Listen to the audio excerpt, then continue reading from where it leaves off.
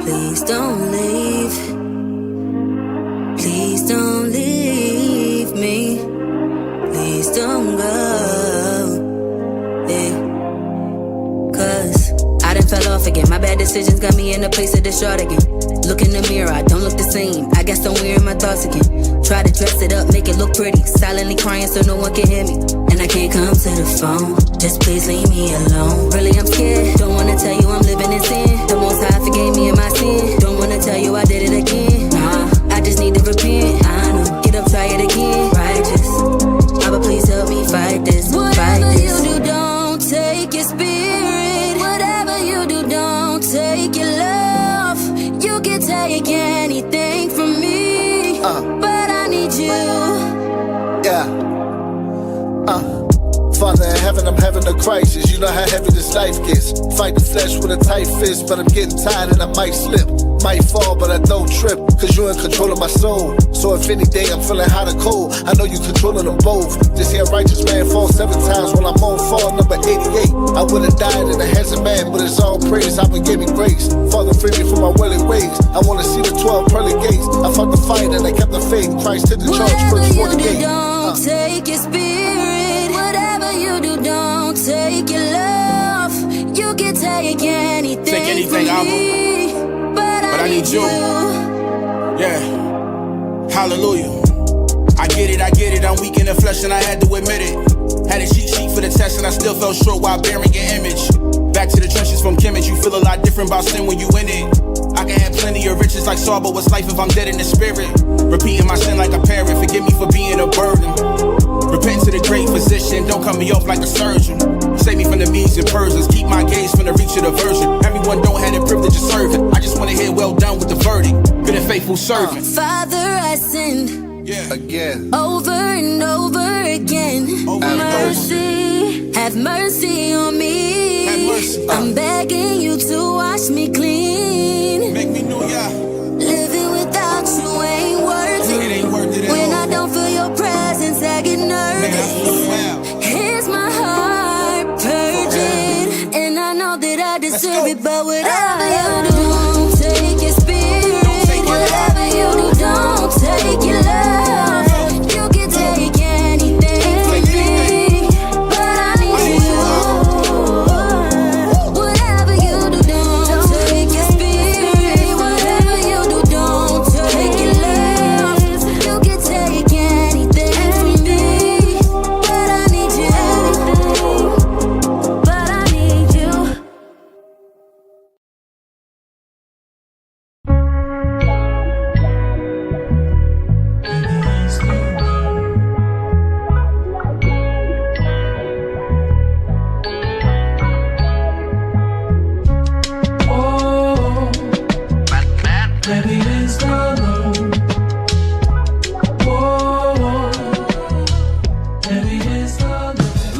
Look, I be saying God need me, I'm special when it can be, but I tell myself anything at night to get some sleep. I don't know if struggling really make you stronger, but I know without any adversity make you weak. So if you plan to keep your mind, body at peak, it's gaps you gotta leap and conditions you gotta meet. There's room for complaining cause tribulation is draining, but I stand tall, steady my hammer and keep banging. Spirit realm giving out rewards for accomplishments. God body dominance, improving my consciousness. We thriving on God time, this is his clock. He put some fame to this lane. Tick tock. Wow. Heavy is the load. Heavy is the load. Just meditate, cause this weather can't last. Trying to lift it all, you will break fast. Take it day to day, separate tasks. Remember you a featherweight in the heavyweight class. Stay focused, you will elevate fast. There's a fire in you that can melt sand and make glass.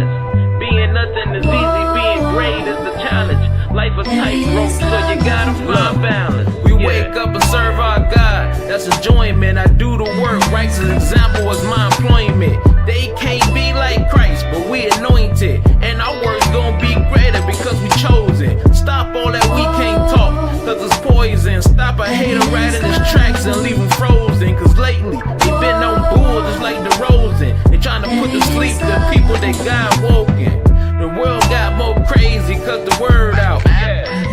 was the cage, they let the bird out. At first, it wasn't nobody weak as us. Now God gave us our power back. Who beating us, huh?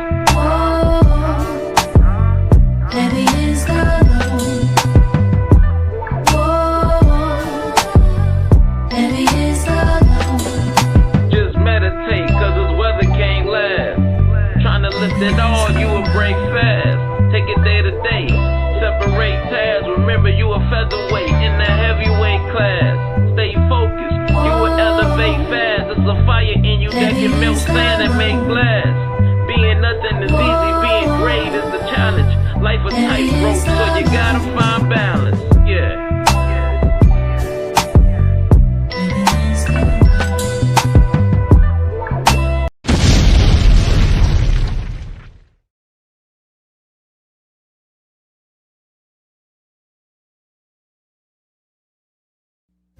Abanawa, Shabashamayim, Kwadash, Hayah, Shamka, Yahweh, Malakwatha, Thaba'a, Ratazaka, Hayah, Aisha, Ba'aratazar, Kawa, Hayah, Bashamayim, Lathananawa, Lacham, Kal, Yawam, Wasalachnawa, Chaubwathnawa, Kasalachnawa, Chaubwathyanawa, Wala'a, Tabia Anawa, Manasaya 1, Abal, Hawashayanawa, Mayan, Rai, Kaya, Laka, Hamalakwa, Wa'ala, Wa'atapa Araf, La'ai Walamyam, Aman.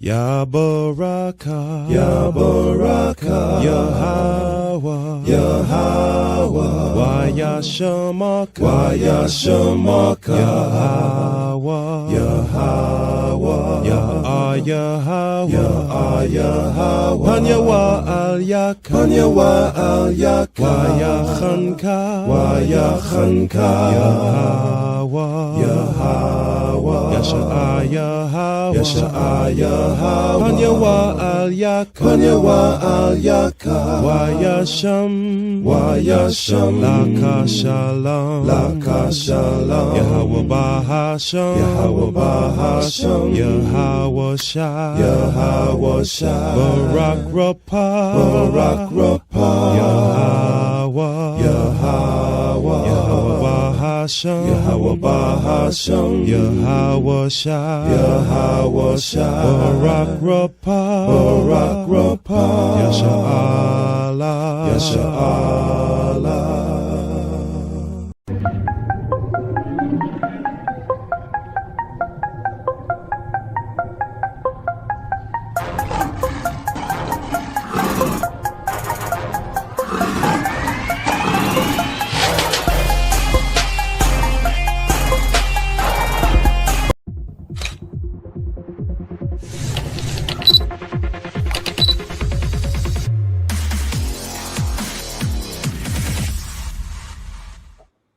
Shalom, shalom, shalom. What's going on, everybody? Welcome to another edition of the Lions of Israel Saturday morning class.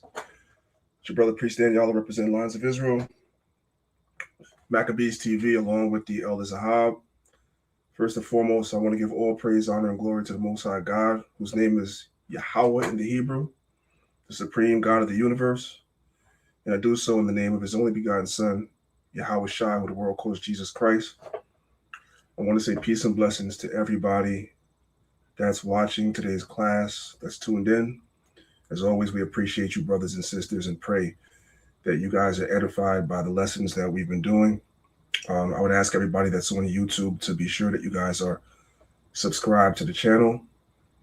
And more importantly, I need for you guys to make sure that you hit the notification bell so you guys can be notified every time we go live. Because we have class now, if I'm not mistaken, we have classes, I believe, 5 days a week. At least 4, but maybe 5 days a week. So I need for you brothers and sisters not just to tap into my class, but also to tap into the captains and sergeants classes, as well as Elder Zahab's class too, because all the classes are edifying. So definitely make sure you guys hit that notification bell, drop a comment in the comment section, hit the like button if the lessons are edifying. Man, hit the like button if the lessons are not edifying. You know what I'm saying? Shout out to everybody that's listening to us on Clubhouse. As always, the link for the YouTube is at the top of the room. And today's lesson is very visual. It's a continuation of last week's lesson. It's part 2 of last week's lesson. If you guys were tuned into last week's lesson, you know it was very visual. So you'll gain much more from the class by actually clicking on the link at the top and coming over to YouTube and seeing exactly what's going on with the slides that I'm presenting.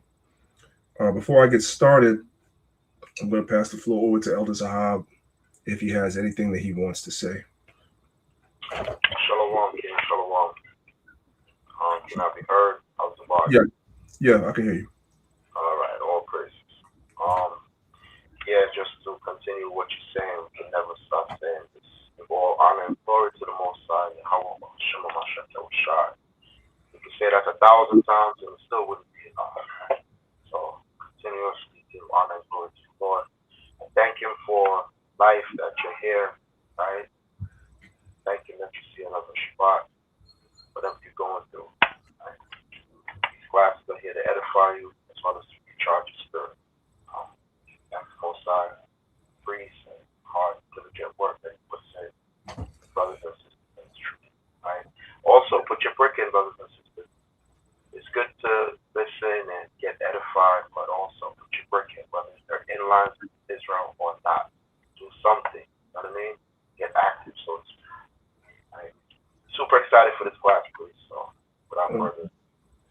All praises. Well, Elder Zahab, I definitely can see it. I'm sure that people can see that you're not talking on the good mic today. You're not using your nice mic that you brought today. That's why. No. Okay, let me explain. Shout out to Sergeant Shat. I got a Zoom podcast, right? For the people who do podcasts and all that good stuff, you know. So my mic is connected. I got an XLR mic is connected. The mic is the same mic I'm using. The interface is different. That's why I'm asking, how do I sound? If I sound crappy, it's all good. So like, I'll just switch back to the other one. But I'm working on this because in addition to doing Wednesday class, I want to get back into YouTube. You know what I mean? Speaking on current events, things of that nature. So I'm just testing this out. Forgive me, y'all. You sound like you're talking into a tin can. You sound like you're talking into a tin can, but you can definitely fix that. It's all good. We can do it. I know. Just get an Android, right? I got you. Yeah, that's true too. You'd be in the spirit if you did that. But besides that, before you go live with your whatever you're doing in the future, you and I can just like go live real quick so I can hear it, make sure your settings are good. But yeah, all praise. I'm gonna drop off and switch back to my other mic and then come back. All praise to the Most High. All right, so all praise to the Most High. We're about to get started.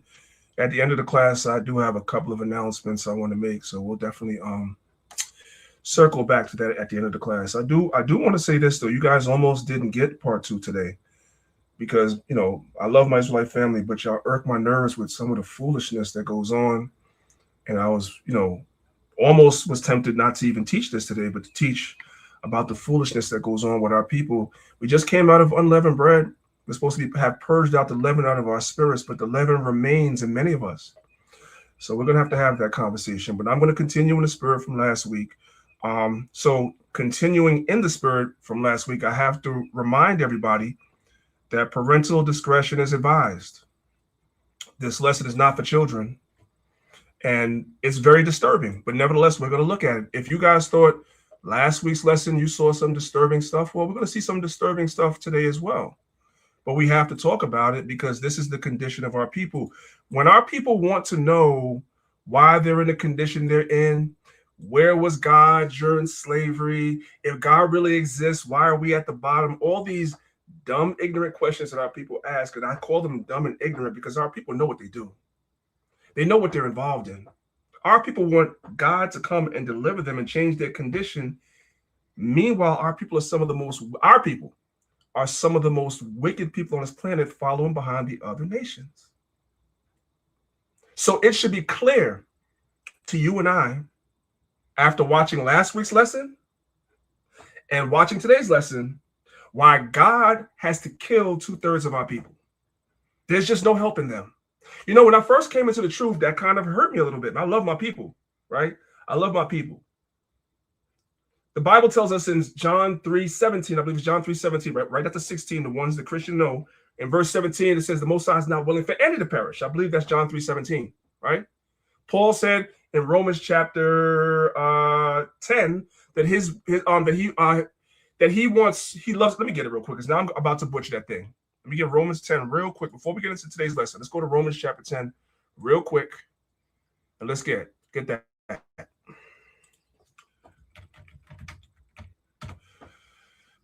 Romans 10 verse 1, it says, brethren, my heart's desire and prayer to God for Israel is that they might be saved. That's me too. And that's you, brothers and sisters, as well.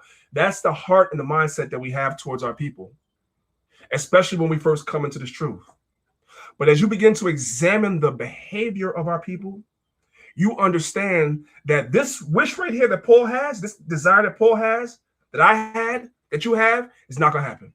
Because 2/3 of our people got to go. I'm sorry to tell you. Let's get into today's lesson. Hey, Shalom, before you go, how's the sound? How's the mic? Better? Much okay. better. All praises. Yeah, absolutely. They were born for no reason. They were just born to perish away. That's all it is, man. So help who you can help. Whoever's left. They used to say back in the days, missile food. Yeah. That's all it is. Real quick, before I get started, let me get rid of the banner, because I want you guys to be able to see everything that I'm showing. So I'm gonna come back real quick and get rid of that banner. We'll put it back at the end of the class. Just get rid of it for now. All right.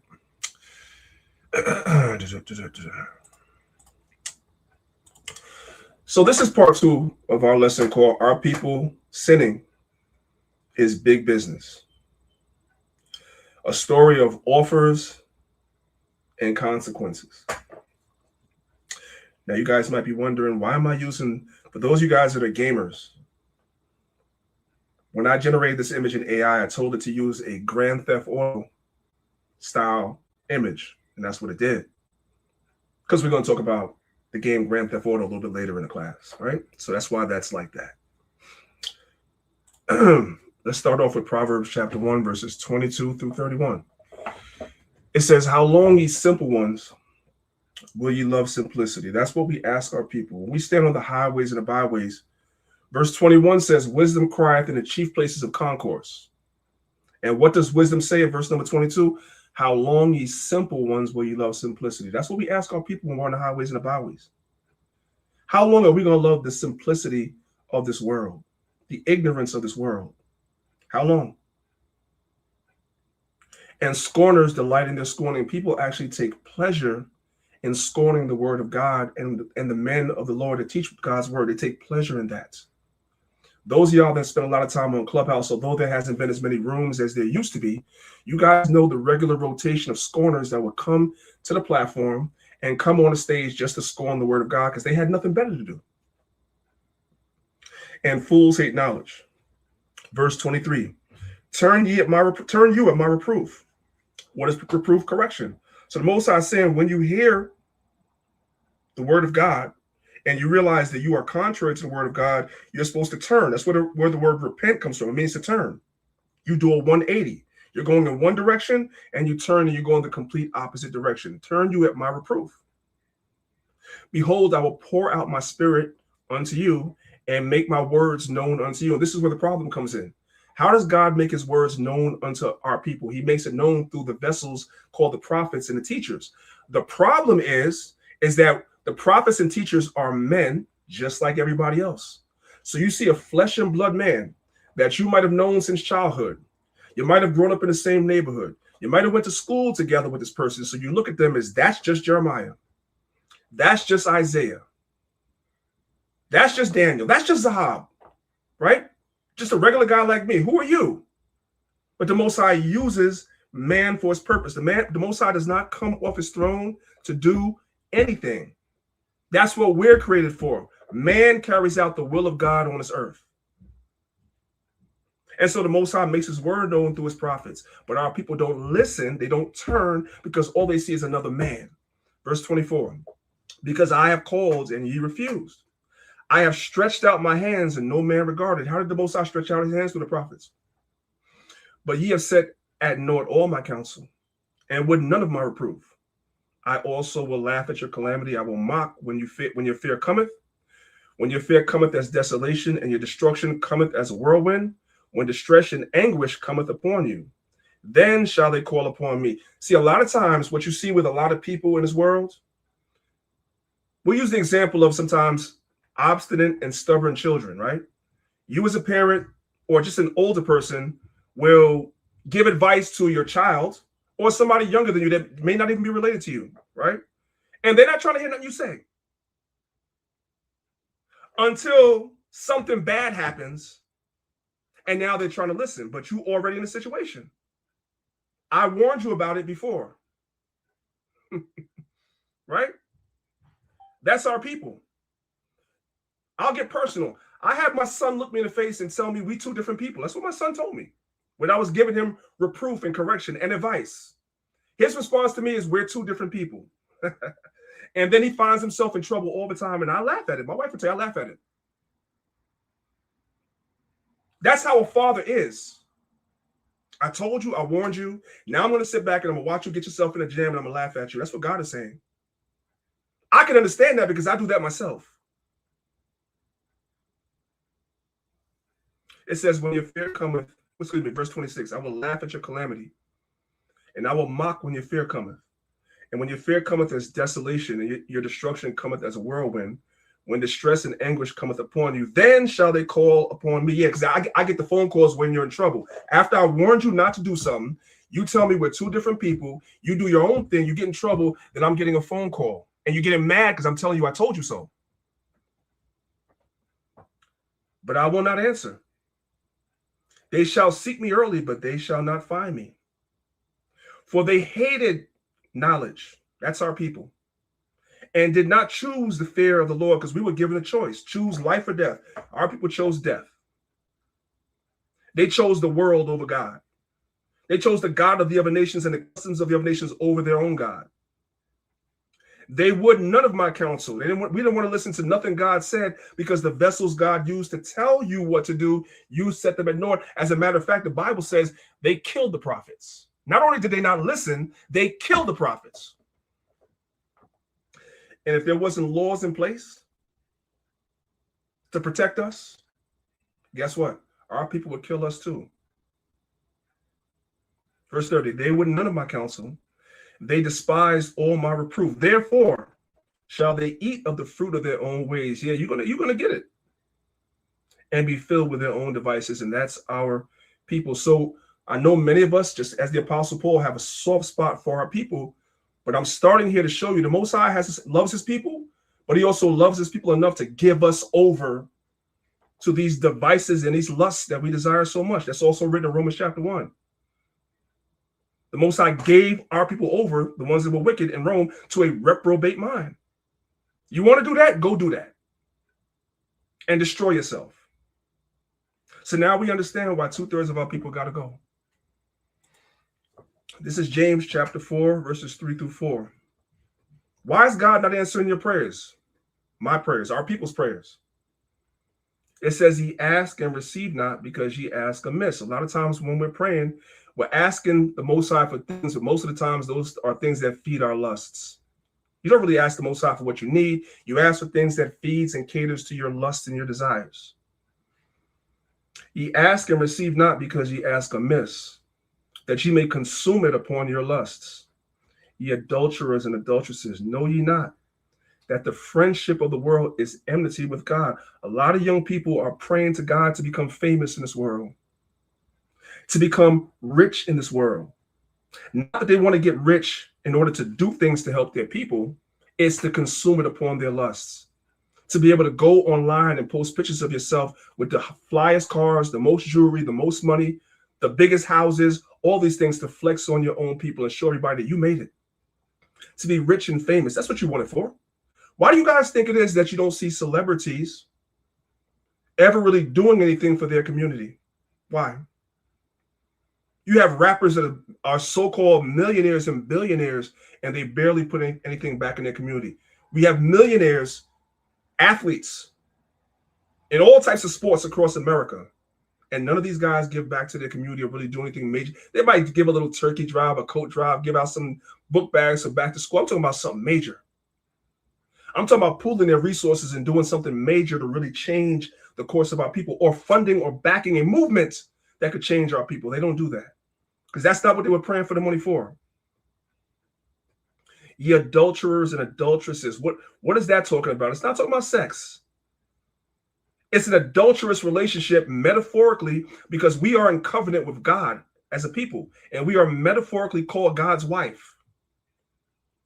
And by aligning ourselves with these other nations and following behind their customs, it's a spiritual form of adultery. That's why the Bible teaches us in the book of Revelations that about spiritual fornication. All these nations getting together and committing fornication, not sexually, but just mixing and melding of cultures. And it's all wicked. Ye adulterers and adulteresses, know ye not that the friendship of the world is enmity with God? In order to get and accumulate these things that we want, you got to be friends with the world. And being friends with the white man means that you got to indulge in some of his evil fetishes, which we're going to go into. Friendship goes on a deeper level. He wants to not only be your friend, he wants you to participate in the evil that he does. And a lot of our people do. Whosoever therefore will be a friend of this world is an enemy of God. Let's move on. Who is Anton Mesmer? Who's that? Guys ever heard of Anton Mesmer before? Some of you guys, if you've been listening to me long enough, know who Franz Anton Mesmer is, and some of you guys don't. For the ones that don't, we're going to learn together. What you say, Zal? No, I was saying Khan, I don't want Khan. Yeah, going back years ago, we did that class, Khan. This is Ephesians chapter 6, verses 10 through 13. It says, finally, my brethren, be strong in the Lord and the power of his might, and put on the whole armor of God, that ye may be able to stand against the wiles of the devil. Verse 12, for we wrestle not against flesh and blood, but against principalities, against powers, against the rulers of the darkness of this world. Because you have a lot of people, a lot of Edomites that sit in these think tanks and these secret councils, and they sit down and they plot the most evil things that will blow your mind if you really knew about it. You're going to learn about some of it today. Against the powers of the rulers of the darkness of this world, against spiritual wickedness in high places. Wherefore, take unto you the whole armor of God, which is the Bible, that ye may be able to withstand in the evil day, and having done all to stand. So, again, who is Franz Anton Mesmer? Well, this is who he is. Franz Anton Mesmer, May 23rd, 1734, and he died March 5th, 1815, was a German physician with an interest in astronomy. He theorized the existence of a process of natural energy transference occurring between an animate and inanimate object, and he called these things animal magnetism. So it's an energy transfer between an inanimate object to an animate object. Animate object will be man. So an inanimate object will transfer its energy into you. It's called animal magnetism. That's its claim to fame. Let's go to the next slide. Anton Mesmer's name became a verb. Today we call it mesmerized. To be mesmerized is to be put in a trance. All that stuff goes back to the studies of Franz Anton Mesmer. And through inanimate objects, like your entertainment industry, like your television shows, like your movies, like your music, like your video games, you can transfer evil, satanic, negative energy from these inanimate objects into people, and the people will act out on it. And that's what our people are doing. This is a deep, dark, demonic science. Let's watch the video. Mesmerize, a word so powerful, it feels like a magician just waved a wand over your brain and took control. But here's the wild part. This word actually comes from a real person. Meet Franz Anton Mesmer, an 18th century German physician who had a theory that the human body was controlled by an invisible force he called animal magnetism. He literally believed that an invisible fluid inside people could be manipulated like the tides. You manipulate people through energy transfer. He understood that. The best part? He thought he could control it with magnets and hand gestures. Mesmer would host dramatic healing sessions where he'd wave his hands, make intense eye contact, and, according to some, send people into hypnotic trances. It looked so mystical, so otherworldly, that even when science debunked his theory, the world refused to let go of his mesmerizing presence. His techniques laid the groundwork for what we now call hypnosis, and his name became a verb, to mesmerize, meaning to hold someone's complete and utter attention. And we are mesmerized through movies, television, music, video games, and social media. So even though the specific science and the methods that he used were eventually debunked, the theory was actually adopted and used. And that's why his name became a verb. It's something that they do to the people through popular persuasions, music, television, movies, etc. And the most susceptible to that stuff is us. Mesmerized. So, I already know the answer, like I always tell you guys when I go to social media. I mean, when I go to AI, but I said, you know what? Let me go and ask AI a question. It's a leading question, of course. I asked AI, the science of mesmer, is it still in practice today? So this is me in the blue. It says, is there any correlation between Franz Mesmer and club, I should say party, but it knew what I was talking about, and club and party atmosphere as far as putting you in a certain mind frame? In other words, translation, the nightclubs that many of us used to go to, that whole environment, that's based on theories and practices of Franz Mesmer. Did y'all know that? I knew that. I knew to ask AI that. It's going to tell me, yes. Take a look. It says the connection between Franz Mesmer's theories and modern club environments. Why do you guys think there's so much trouble at the club? Why? Lies in the concept of sensory entertainment. The idea that external stimuli can bypass the conscious mind to induce a trance-like or suggestible state. While Mesmer focused on animal magnetism, the mechanics he utilized are remarkably similar to the production elements used in nightlife today. So when you see these bars and these clubs and everything that goes on, that's based on or very, very similar to what Mesmer was doing. That's why his name became a verb. It puts you in a certain state, certain spirit. The lighting is a certain way. The music they play is a certain way. You introduce alcohol. It's dark in there. All that. You have the strobe lights, all of that stuff. That puts you in a certain mind frame, a certain state, a certain trance. That's what it does. Let's go to the next one. So the first one was, it broke it down. It has collective entrainment and the fluid. I really don't want to deal with that. I want to go to the second one for the sake of time. Rhythmic boredom and hypnosis. Hypnosis, a term coined later, but rooted in mesmerism, often requires a fixation point or repetitive stimulus to quiet the analytical brain. For instance, the 4 on the floor beat. Did you guys know that the 4 on the floor beat is the underlying beat for techno and house music? It's called the 4 on the floor beat. The repetitive kick drum in house or techno acts as a rhythmic anchor. Much like Mesmer's use of repetitive passes with the hand, the constant loop exhausts the brain's novelty detection, leading to a state of highway hypnosis. Sensory overload deprivation. Mesmer used mirrors and glass harmonics to disorient the senses.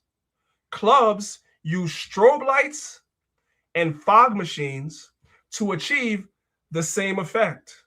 So there's a certain effect that they're trying to achieve in nightlife, a certain state of hypnosis that they're putting people under. Believe it or not, this is information that most people can't receive, but clearly AI knows that that's true. This is science. Clubs use strobe lights and fog machines to achieve the same effect by fragmenting the visual field. The brain stops trying to process logical surroundings and shifts into a more primal, felt experience, right? The role of the magnetizer. Who would be the magnetizer? That would be your DJ. Your DJ is your mesmerist. The DJ occupies a similar psychological space by controlling the tension and release of the music, the drop. The DJ manages the emotional state of the room. The DJ manages the emotional state of the room, and the audience surrenders their autonomy to the performer, trusting them to lead the magnetic journey of the night. Does everybody see that? These nations know that they can control you through these things. They know that. And they sit down and they plot out how to do it. Now, this is Judith chapter 5. We read this last week. I'm not going to read the whole thing right here. I'm just going to read verses 18 and 21, just the highlighted portions. It says, but when they departed from the way which he appointed them, which we have, they were destroyed in many battles, very sore, and were led captives into a land that was not theirs. And the temple of their God was cast to the ground, and the cities were taken by the enemies. Verse 20. Now, therefore, my Lord and governor, if there be any error against the people, and they sin against their God, let us consider that this shall be their ruin. So they set things up by way of entertainment in order to lead our people astray. And that's what they do. And they find the most susceptible amongst us that are a prisoner to their lusts. They're praying to become famous so they can consume these things by their lusts. They are able to identify these people. Yeah, this Negro right here, if we make him rich, he ain't gonna put no money in his community. He ain't gonna do nothing for his community. All he's gonna do is floss online and show the world how rich he is. That's it. We like him. We're gonna make him famous. And we become the tool of this evil.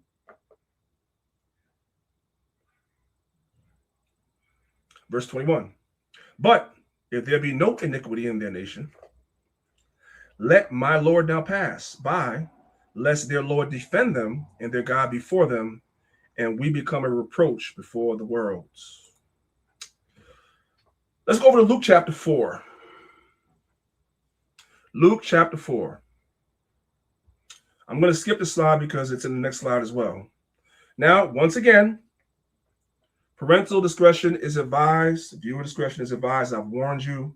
I've warned you. This is Luke chapter 4. We're going to start from verse number 1. And Jesus, Yahushua, being full of the Holy Ghost, returned from Jordan and was led by the Spirit into the wilderness, being 40 days tempted of the devil. And in those days he did eat nothing, and when they were ended, he afterward hungered. And the devil said unto him, if thou be the Son of God, command the stone that it be made bread. Verse 4.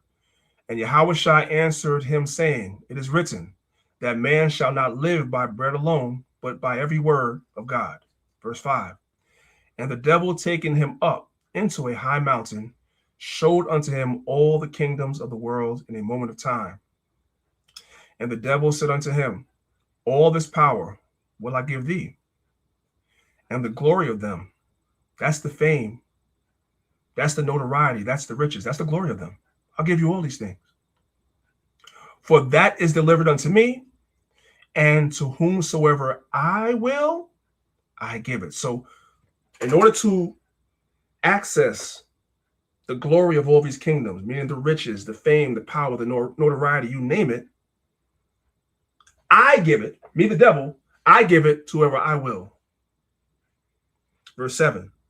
If thou therefore wilt worship me, all shall be thine. Worshiping the devil doesn't mean that you create a statue of the devil with some horns and you bow down in front of the statue. No. Worshiping the devil comes in many, many, many, many different forms. And some of these forms are so subtle, if you are not keenly aware of them, you'll be participating and not even knowing that you are worshiping the devil. So Satan is the gatekeeper for all the things that many of our people, not all of our people, but many of our people lust after. And one of the biggest things that people lust after is fame and riches. I want to play this video for you guys. And I want you guys to listen. Just listen. I ain't gonna say much because that's a lot, but just listen for a second. I know some of you guys are 50 Cent fans, G Unit fans. Now, I'm not saying that what this brother said is true or not, but me personally, I believe it. Let's listen. Now, there's a theory, and if anything happens to me after I bring up this subject, you know what it is. So now, right, we gotta stop right there. Did y'all catch that? Do you guys know that he has to give a disclaimer before he says something that's true? Did you guys notice that he says something may happen to him for telling the truth? Meaning you're lifting the veil and revealing that Satan is the gatekeeper. The guy you guys are looking at is Math Hoffa, right? He used to be a battle rapper. That's where he got his fame from. He's a battle rapper.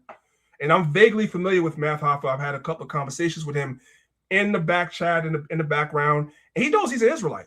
You can actually go on. He did an interview on Vlad TV, and he knows he's an Israelite. We've had conversations about that. But, of course, as many people that have a little bit of exposure to the world, he's straddling the fence. Because the fame that he gets from having this podcast he has and everything else, he wants to keep it. So he knows saying certain things could get you offed. That's why he had to give you guys that disclaimer. Never, and that also lends credibility to what's about to be said is true. Because he knows what's about to be said, we could get killed for this. Okay, let's go. Now, there's a theory, and if anything happens to me after I bring up this subject, you know what it is. There's a theory that a lot of rappers, they get signed, especially nowadays. These labels, they crunch the numbers. They figure out what works, what brings them money, what doesn't. Rappers getting locked up and rappers dying on two of the biggest promotions as far as money makers. Right. Did you guys catch that? Rappers dying and rappers getting locked up are the two biggest money makers. I just want that to marinate in your spirit for a minute. Think about that. There's no other genre of music amongst any other nation that has an element like that except us. Our biggest artists, in order for them to make the most money, in order for the record label, that's owned by the small hats, in order for them to make the most money, rappers must die and get locked up. Just let that marinate for a second. Okay, let's continue. Now, I've spoken to a lot of independent artists. Shout out to Source Walker. One of the things that he told me when I said, Jay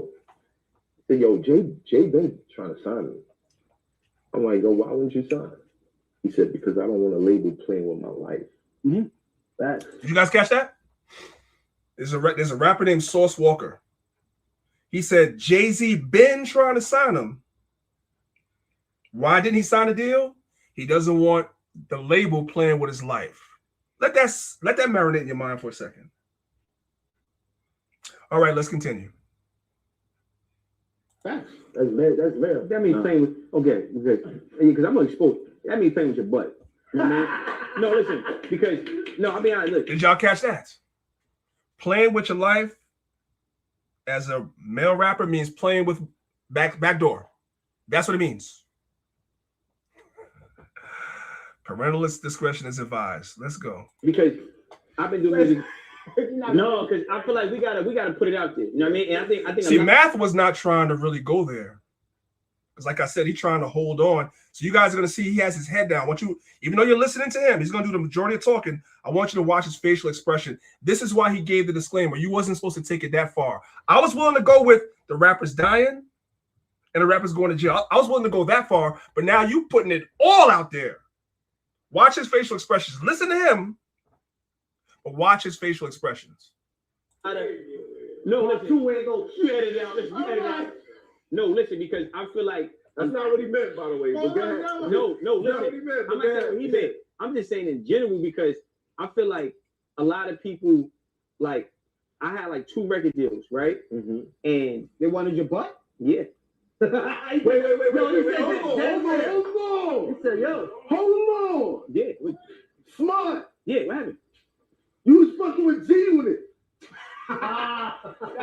Look, Oh, you missed that. Did y'all catch that? Come back. What was one of the labels that was trying to get him? That wanted to do something with him? What was that? Say that again. Did your butt? Yeah. Wait. Hold on. He said, yo, hold on. Yeah. Smart. Yeah, what happened? You was fucking with G with it. Y'all caught that this time, right? Okay, let's keep going. Look, he ain't smoked nothing, bro. Hold on. You ain't blink. Jesus, okay. You sit back. Like, yo, who with you when they wanted your butt, bro? Listen, hold on. Listen. What's his name? So look, let me be clear, right? Now, because it's not even funny. I'm keeping it real, right? It's not even funny now. It's not. They laughing. He's the only one that's dead serious. It's not. It's not. I'm not a homosexual. I never did no homosexual shit. Nobody never played with my butt.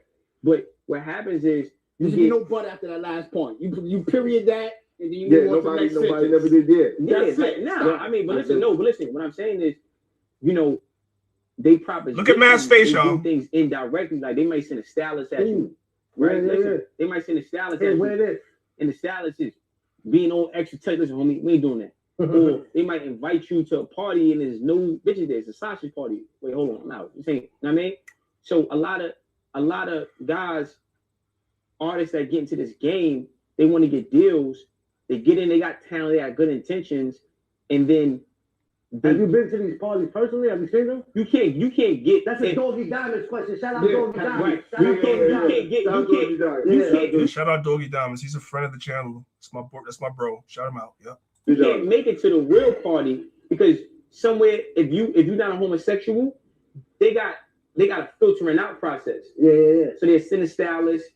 They'll have you out and about because they're trying to drug you. So you be in a studio session late at night, and they'll see if you a meatball, yo, bro, here, hit this blunt.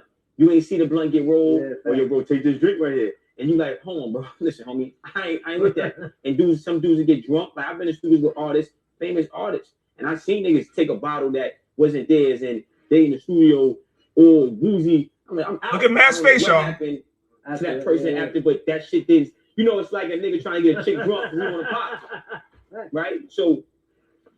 Wait a minute. Listen. Wait a minute. He Yeah. got that nigga there with Zach. Yeah. Are you saying? Yeah, go ahead. Somebody at G Unit tried to get you, bro? See, look, you trying to sensationalize it. What I'm saying not. is, I'm trying to figure it out. What I just told you. When you in this business, right, and you got talent, they want you because you got influence. The devil's job is to get as many souls as possible. So that's what the scripture said, y'all. That's why I played it that long. He said, without reading Bible, what the Bible told you. And they get you through the temptation of fame, fortune, and money. That's enough. I think the point has been made. How many of you guys know who the rapper Noriega is, aka Nori? I know some of y'all are young, so y'all don't know him. But he had a lot of hit records in the late 90s and early 2000s. But around 2006 was the beginning of the end of his career, even though he has albums after that. Yeah, went out in 2009. He had an album out 2013, right? 2014, 2016, 2018. But around 2006 was where his career took a nosedive. And again, this is before a lot of y'all time, some of y'all. So I'm just showing you guys something. I want you guys to see that he was in the industry. I want the insiders to tell you so that way we're not sitting here with a tinfoil hat talking about conspiracies. No, I want people that was on the inside to tell you. Because they're going to validate what the scripture said. So here is Nori on Vlad TV years ago talking about why his career never went any further than it did. It's a level of success where it's a door. It's a door. When you platinum and you're getting 50,000 a show, I've been there. There's a door that you can walk in. I'm not sure if it's homo or if it's Illuminati.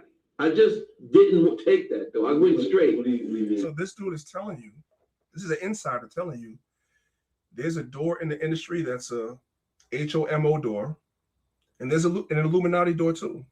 They're there. This is the insiders telling you this. Keep going. Yeah, this is when you get to a level of success, when you're getting 30, 40, 50,000 a show, you platinum, you running across the world. There's 3 different doors, right? There's 3 different ways to walk. There's to the left, there's to the right, and then there's straight.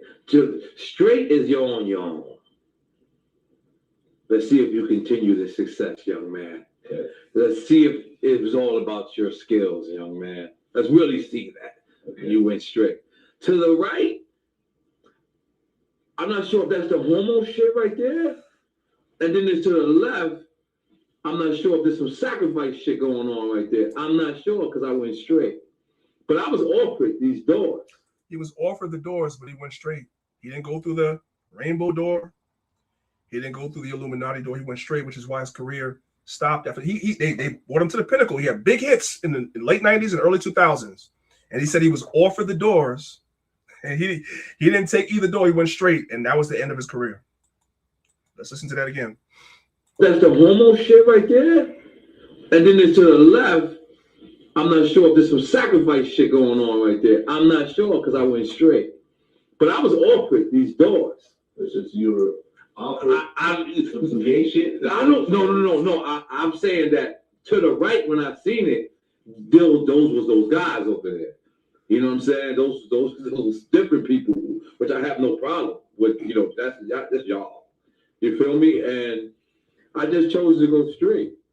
And I haven't been platinum since.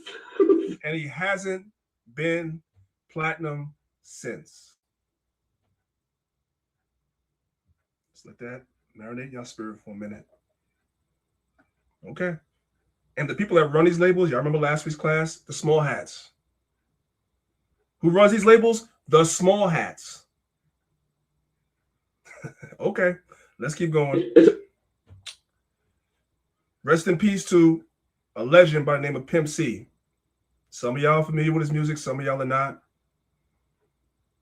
The biggest hit that I can remember that Pimp C had, although it wasn't on there, he's a part of a group called UGK, but the biggest hit that many of y'all may recognize, they're on that record with Jay-Z called Big Pimpin'. Big Pimpin', spending G's. He's on that record. Pimp C is one of the realest dudes there was, which is why I got the dove sign with right here, because they killed him. They killed him. If you guys want to know why they killed him, well, this radio interview he did in Atlanta is one of the reasons why they killed him. Because unlike Nori and unlike the other guys in the barbershop, Math Hoffa and Smart, Pimp C was getting right to it. He's getting into it, and he's naming names.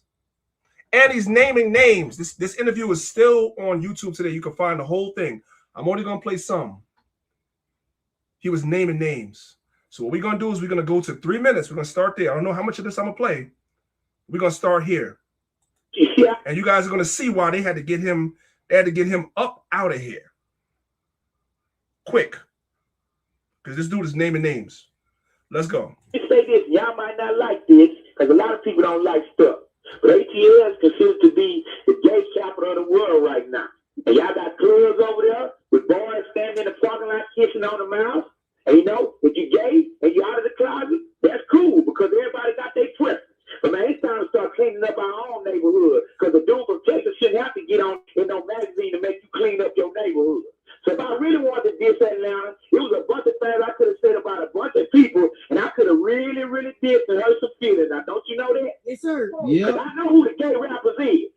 I know who the gay rappers is. In Atlanta. Keep going. I know who let the models stick the dildos in, and I know who did what, where, when, and why. Wow. He knows who did what, when, where, why, who stick dildos up in themselves and all that. Parental discretion is advised. Let's go. Do you feel like expressing that right now? Go ahead, no. If you feel like saying it, go ahead. Say this again. I'm proud of all the rappers in the South. I'm proud of everybody sending records in Atlanta. But everybody ain't my friend. friend, and I don't like all y'all rappers. Now, if you want to diss me and get on with me, down and do it. But the difference between me and them other dudes is this. You gonna diss me, and I'm gonna come see you, Jack. You gonna diss them other dudes, they gonna play lip wrestling with you. So if you want it, man, come on with it. If you want it with me, come on with me. Leave Bun out of it, and we gonna see in the end, because you gonna smell my cologne. Yaki on some bar number 9, because I do not play. That's the same clone I wear. A sanctuary, because we keep God first in everything we do. Hey, Pimp. Yes, sir. Do you mind expressing any of those rappers you was talking about? Them sugar sausages? Man. I want to know. Them gay rappers you know about? Nah, man, it's no need to embarrass nobody that ain't done nothing to us. Respect. But if you're gay, man, and you're ashamed of it, you need to stop doing stuff you're ashamed of. Anything done in the day gonna come to the light. I ain't gotta expose them, because they exposing themselves every day and every night. They sure are. But see, you work at a radio station and it's your job to ask me that question, and me being a real person is my job to know how to answer it, ain't it? I already know. All right, okay, so if you're gay and you rap and you ain't and you stand in the closet, then you need to come on out of the closet and let us know who you is. Because if you ain't proud of what you do, then don't do it. And if anything you're ashamed of, you shouldn't be doing. You know? Now you guys know why they killed him? now you guys can know why they had to get him out of here. Let's keep going. Who getting caught in the Range Rover with the bar? I'm sorry for interrupting. I want you guys to hear that. Somebody got just listen. How to answer that. I already know. All right, okay, so if you're gay and you rap and you ain't and you stand in the closet, then you need to come on out of the closet and let us know who you is. Because if you ain't proud of what you do, then don't do it. And if anything you're ashamed of, you shouldn't be doing. You know who's getting caught in the Range Rover with the bar? So I still to this day don't know who it is, but he said there's a rapper from Atlanta that everybody knows that got caught in a Range Rover with a little boy. Now do you guys know why they got him out of here? Now do you guys see what's going on in the industry? Now y'all see what Nori was talking about? Now do you see what Smart was talking about? Come on. You know what's going on in Atlanta, just like I know. You know who got caught in the Range Rover with the boy, okay? No, I don't really. You know. Oh, yeah. If I know you know, because you in Atlanta. Oh, I know you're talking about. So let me say this. Y'all missed that. The radio host said, yeah, I do know who you're talking about. The real street people in Atlanta and all the hardcore UGK fans, I hope I have clarified what I meant by that. I'll just leave that there, y'all. Let's move on. But I want Pimp C was a rest in peace to Pimp C. I was one of the few real dudes. I got so much. I used to listen to his music, but I didn't really know he was like this till after he died. And I went back and I started listening to his interviews. I'm like, that's why he died. That's why. Salakia, go ahead. Yeah, no, you got it. I look, you'll be here for at least 7 hours, right? If you start going through all these rappers and entertainers who doing that lifestyle. You know what I'm saying? So I know you're going to continue with it.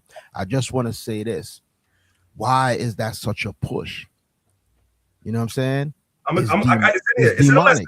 It's in the lesson. Yes, sir. Yes, sir. There's a reason why that's a push. Exactly. It's a reason why I saw a documentary and about this dude. It's this cracker named Jordan C. Maxwell. You got to kind of, quote unquote, separate a lot of the spiritual, what do you call it now? Illuminati, New World Order crap. You got to be able to weave through that and understand. But he did say something. He said, by them doing that, it's a demonic ritual. It ain't like, them dudes is two gay dudes, blah, blah, blah. You know what I mean? We know it's wickedness pursuant to the scriptures. We know that. But to them on the demonic, on the left-hand side, it's because when a man does things like that, it cannot be undone. You know what I'm saying? So it's like a ritual with you and Satan. It's like a pact you're signing to enter into that lifestyle. I just wanted to bring that up, but I know you got it, Priest. Go ahead. No. What you said is important, so let's unpack that. Because when you lay with a woman, when you marry a woman, you enter into a contract with a woman. It's a covenant. That's why the Bible tells us in the book of Tobit that there was drawn up an instrument of covenants. It's an agreement, right? And the seal of that agreement is you lay down with the woman and you have sex with her.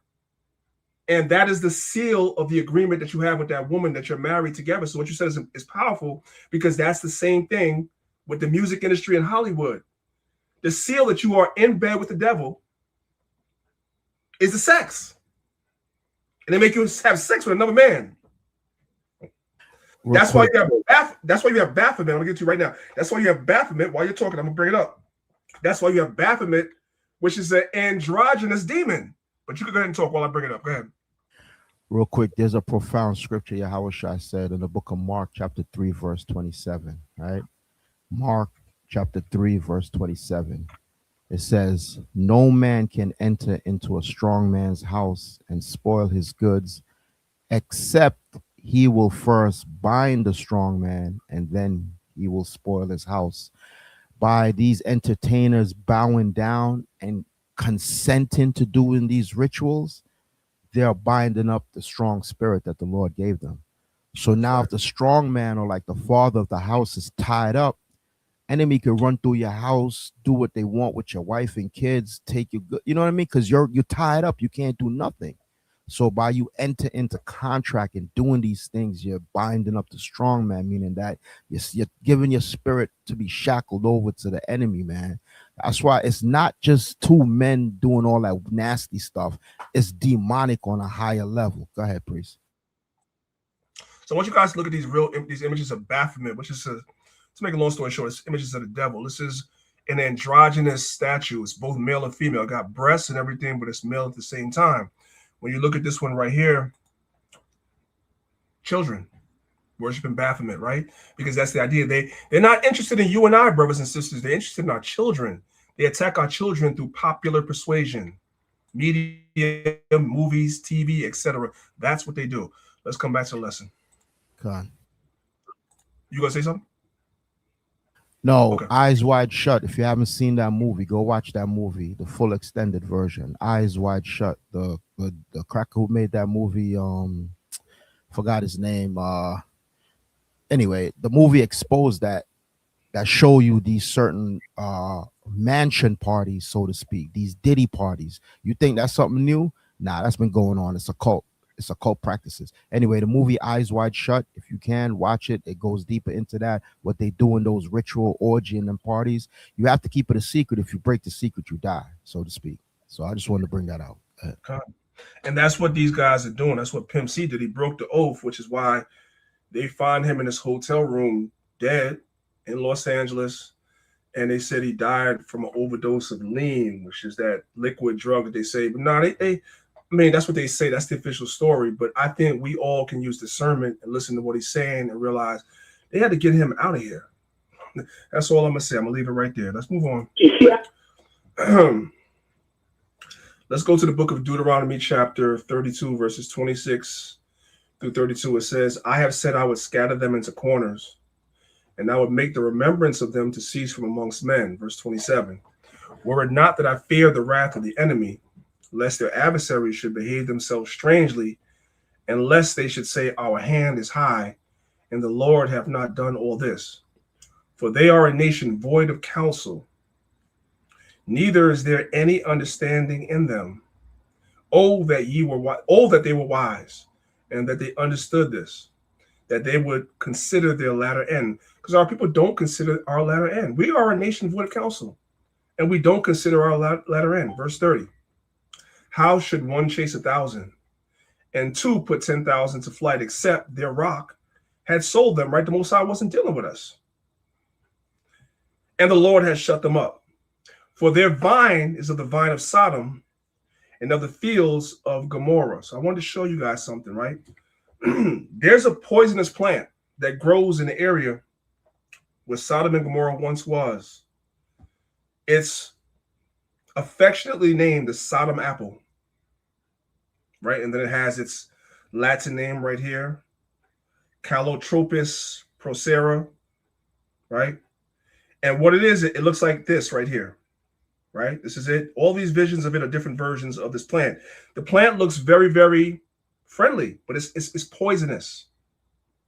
It's known for producing attractive but inedible toxic fruit. So you, somebody that's traveling along the way and you see this fruit growing, you look at it and say, that looks delicious. I would eat that. I want to eat that because it looks good. And then you consume that and then find out afterwards it's poison. That's our people. Our people look at the ways of the other nations the fame, the fortune, everything like that. They say, I want that. I want that. It's shining, it's glittery, it looks good. I want to consume that. And then you get in there and find out it's nothing but Sodom and Gomorrah up in there. You want to be an actor? You want to be famous? You want to be Michael B. Jordan? You want to be where Jay-Z is? Okay. Because it looks like the Sodom apple. It looks good. But you guys are going to find out when you get up in there, it's really the vine of Sodom. It's the Sodom apple. It's this plant that grows in real life that looks good, but once you bite it, it's poisonous. Known for producing attractive but inedible toxic fruit. These shrubs, often found in arid regions, are mythologically linked to the destruction of Sodom and Gomorrah, symbolizing fruit that looks fair but turns to ash and smoke. That's the industry. That's fame and fortune. That's what that is. That's what it is. And that's the literal agrarian metaphor that Deuteronomy is referring to, because this is a literal real plant. So it made an agrarian metaphor. Let's move on. Do you guys know who Clive Davis is? Some of you guys may know who Clive Davis is. Maybe some of you guys don't know who Clive Davis is. If you don't, that's okay. We'll learn it together. Clive Davis is an American record producer, A&R executive, record executive, and lawyer. He has won 5 Grammy Awards and was inducted into the Rock and Roll Hall of Fame as a non-performer in 2000. When we come down here about his early life, this is the part I want. Davis was born in Brooklyn, New York, to small hat parents. So Clive Davis is a small hat. Remember what we were discussing last week and we're discussing today. The puppet masters behind all the degeneracy in our community is the small hats.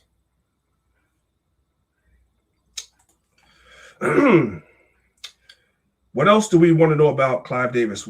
That's important. Davis founded LaFace Records with L.A. Reid and Babyface.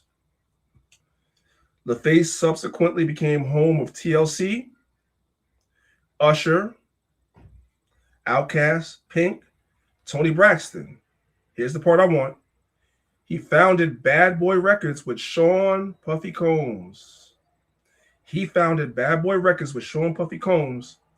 And it became home of Notorious B.I.G., Craig Mack, Combs, Mace, 112, Faith Evans, although Davis would later admit that he never quite understood rap music. So you have the small hats in our community churning out music that's degenerate to our community while claiming to not understand it. They don't understand it. They don't like it. But guess what? They push it in our community because it destroys us. Hey, Zob, could you just hold it down for me for like 1 minute real quick and just talk? Zob, are you there? All right, guys, I just want you guys to hold on 1 second, y'all. Guys, just give me 1 second, please.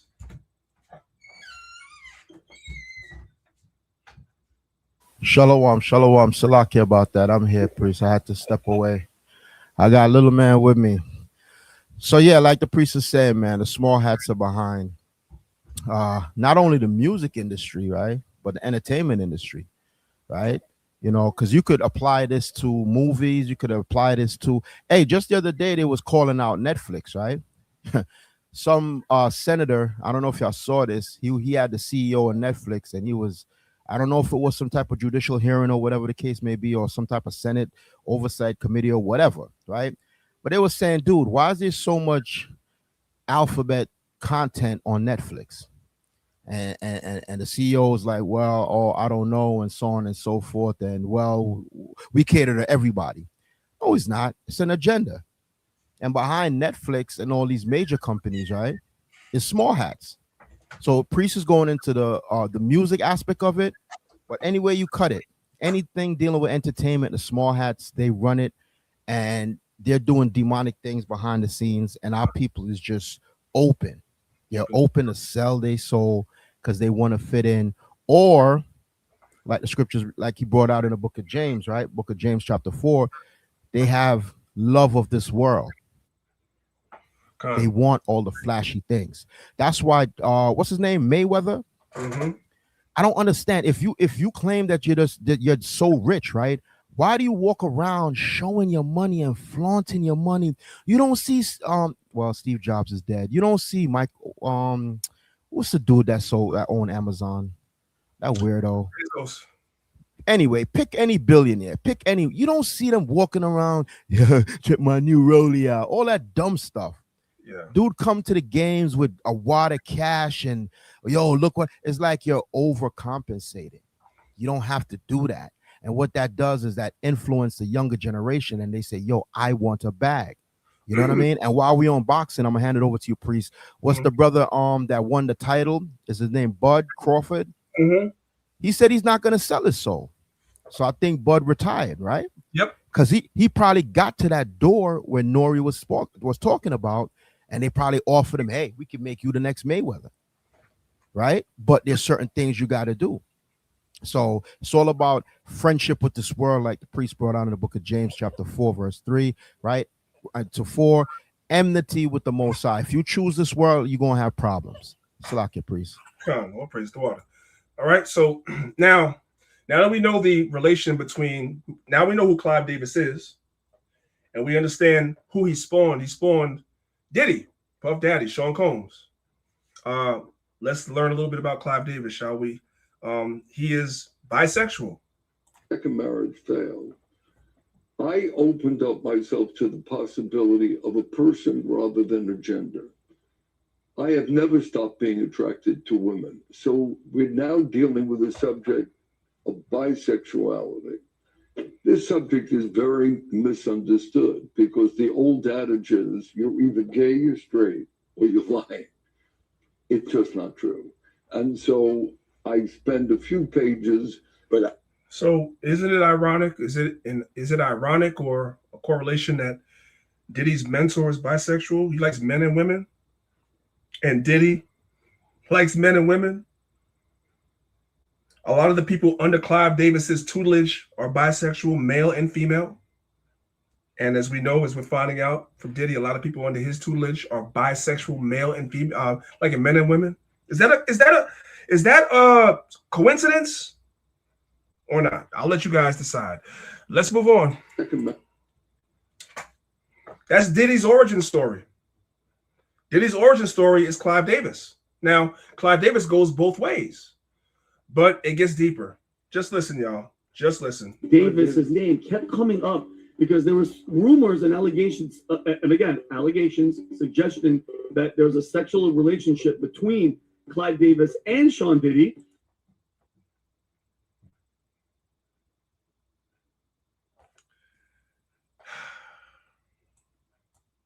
Davis's name kept coming up because there was rumors and allegations, allegations suggesting that there was a sexual relationship between Clive Davis and Sean Diddy. All rumors, because mind you, in 1993, Puffy was fired from Uptown Records and he started Bad Boy Entertainment, but he needed the money. Clive Davis, head of Arista Records, saw the potential and went 50-50 joint venture. But the rumors are that they had some type of hooking up with each other. I mean, dude, that guy just looks very, very sus in general.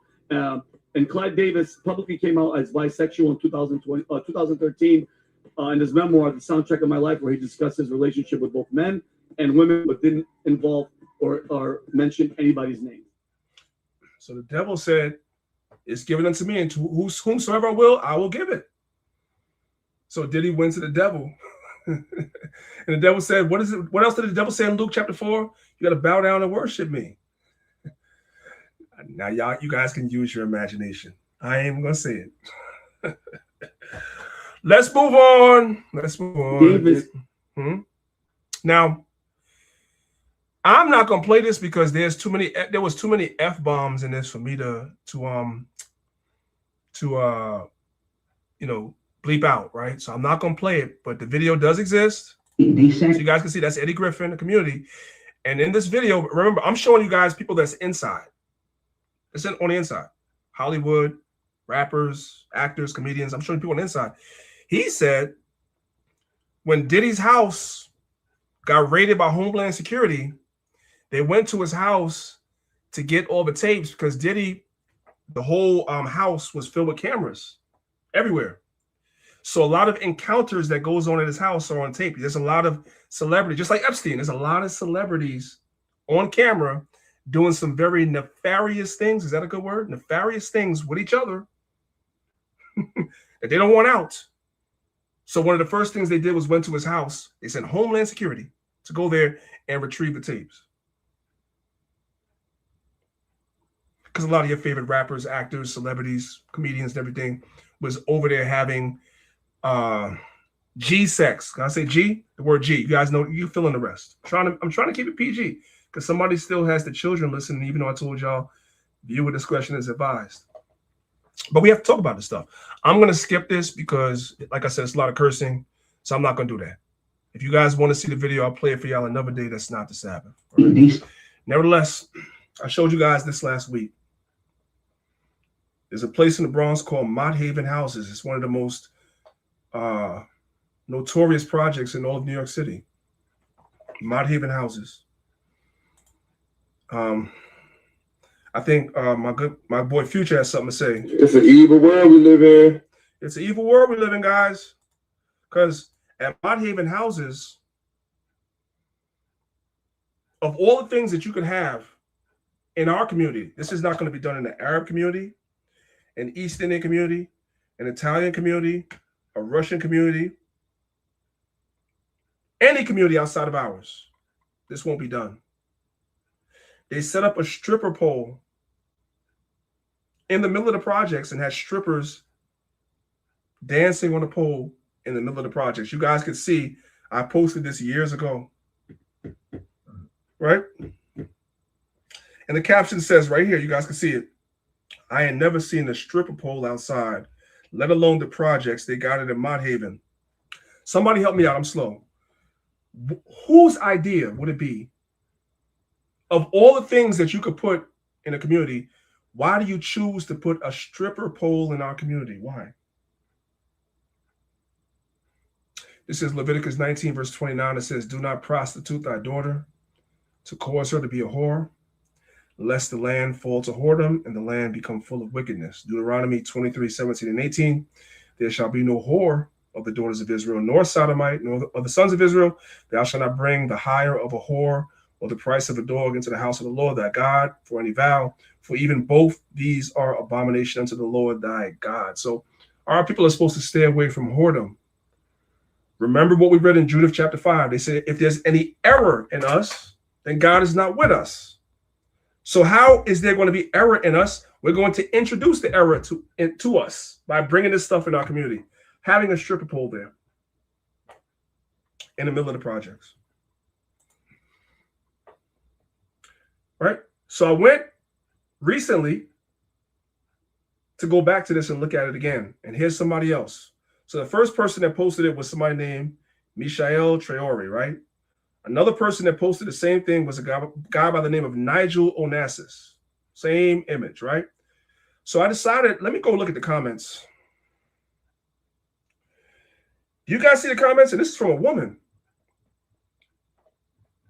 I hope she's not a mother. She says, facts, because we different. Translation, she supports this. You take pride in saying that we're different because we have strippers in the middle of the projects where children are walking around, children are playing outside. We different.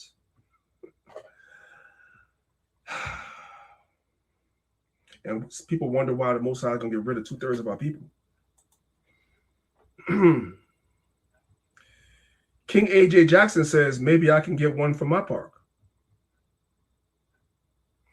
And then he comes back and says, I'll supply the music and the lights. Gary Scott got some sense, man. He says this some real nigga nonsense BS. Yes, because you ain't gonna find this nowhere else in no community. You're not gonna find this anywhere else. I was just about to say you won't see that in Williamsburg or Crown Heights or, you know what I mean? Crazy. Hey, bro, come on now, dog. Come on, man.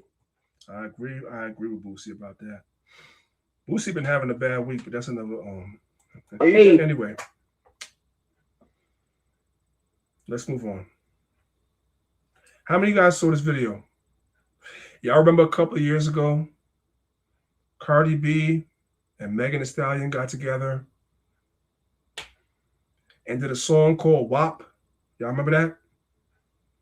I ain't gonna tell you what it means. WAP is an acronym, W-A-P. Y'all remember that, right? Do you know that Cardi B doesn't allow her children to listen to that song? Your children can listen to the song. Your children could have strippers inside the park. Yeah. Your children can have this, but her children, absolutely not. Let's watch the video. So Cardi B is getting dragged online because she turned off the WAP song when Baby Culture walked into the room. She was on her live and she's dancing to the song, and you see Culture like run around the corner and she turns the song off. And then Twitter got upset. They're like, how do you make music that like is like this, but your own daughter can't listen to it? She was like, there are parents that are strippers and parents that twerk and all this stuff, but they don't do it around or teach it to their kids because that's just not what a parent would do. Think about like so you don't teach it to your kids, but you put it out there for consumption by other children, so other people's kids can look at it. Do y'all see the hypocrisy? You're gonna protect your kids from that, but that money that the devil is giving you to do this, you'll destroy other people's kids. You have no problem with that. Let's move on. Children see everything. The reason why Cardi B doesn't want her daughter looking at that, I'm going to take you guys way back. Some of this commercial used to air many, many years ago in the 80s. But it's still relevant today because children see everything.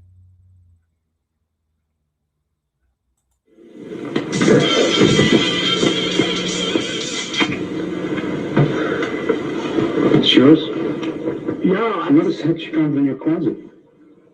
I don't know. One of the guys was supposed to what? Look, Dad, it's not like you get it. Dad, answer me. Who taught you how to do this stuff? You, all right? I learned it by watching you. Parents who use drugs have children who use drugs. You guys got it? The reason why he found the drug paraphernalia in his son's room or wherever he found it is because his son was watching him do it the whole time. Him as the parent didn't think the son noticed. But the son noticed that the father was doing drugs. So he asked him, where'd you learn this? I learned it by watching you. The daughter is going to learn this by watching mom. Mom don't think the children see, but the children see. He's going to grow up, and this is the type of woman he's going to want. And she's going to grow up, and she's going to be this because she's going to think that's the type of man, that's the type of woman I have to be for a man to want me. They learn it by watching you. They learn it by watching me. That's what we need to know. Right? Okay. I keep giving you guys warning because, yes, it gets progressively worse. It does.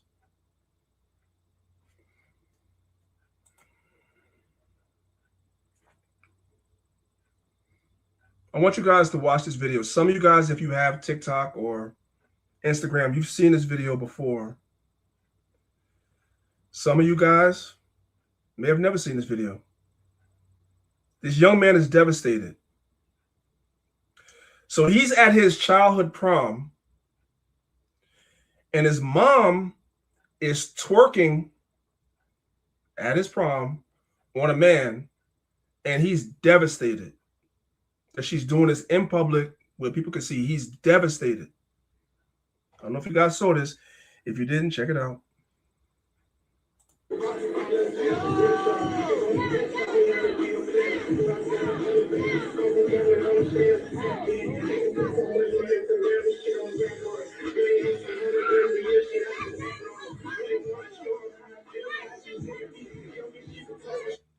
face. He's devastated.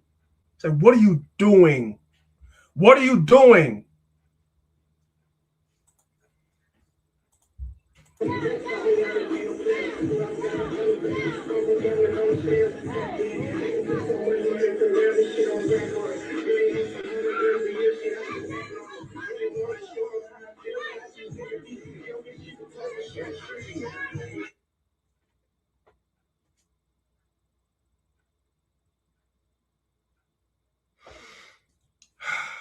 Let's move on.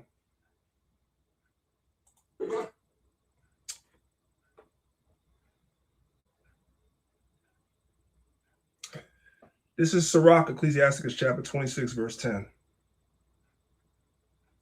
It says, if thy daughter be shameless, keep her in straitly, lest she abuse herself through much liberty. Let's jump down to verse 25 in the same chapter. A shameless woman shall be counted as a dog, but she that is shamefaced will fear the Lord. In many instances, I won't say all, the daughter is shameless because the mother's shameless. So here we have Loaded Proudly on TikTok. We have a mother who's been rightfully, praise the Lord, that there's still some righteous people on earth, getting backlash for showing her 8-year-old daughter how to twerk. I'm going to say it again. A lot of times, not all cases, the daughter is shameless because the mother's shameless. Yeah, we know. Let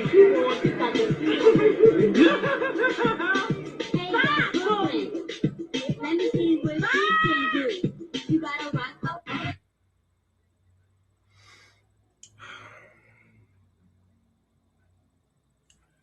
You know, when I was younger, I always wanted a daughter. And I always wanted a daughter. The Most High never gave me a daughter. Now that I'm older, I understand why. You guys wouldn't know me today. I'd be in prison somewhere, for sure.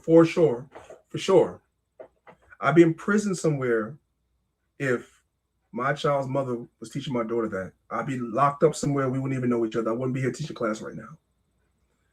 The Lord wants me to be here teaching class, so he said, you can't have a daughter.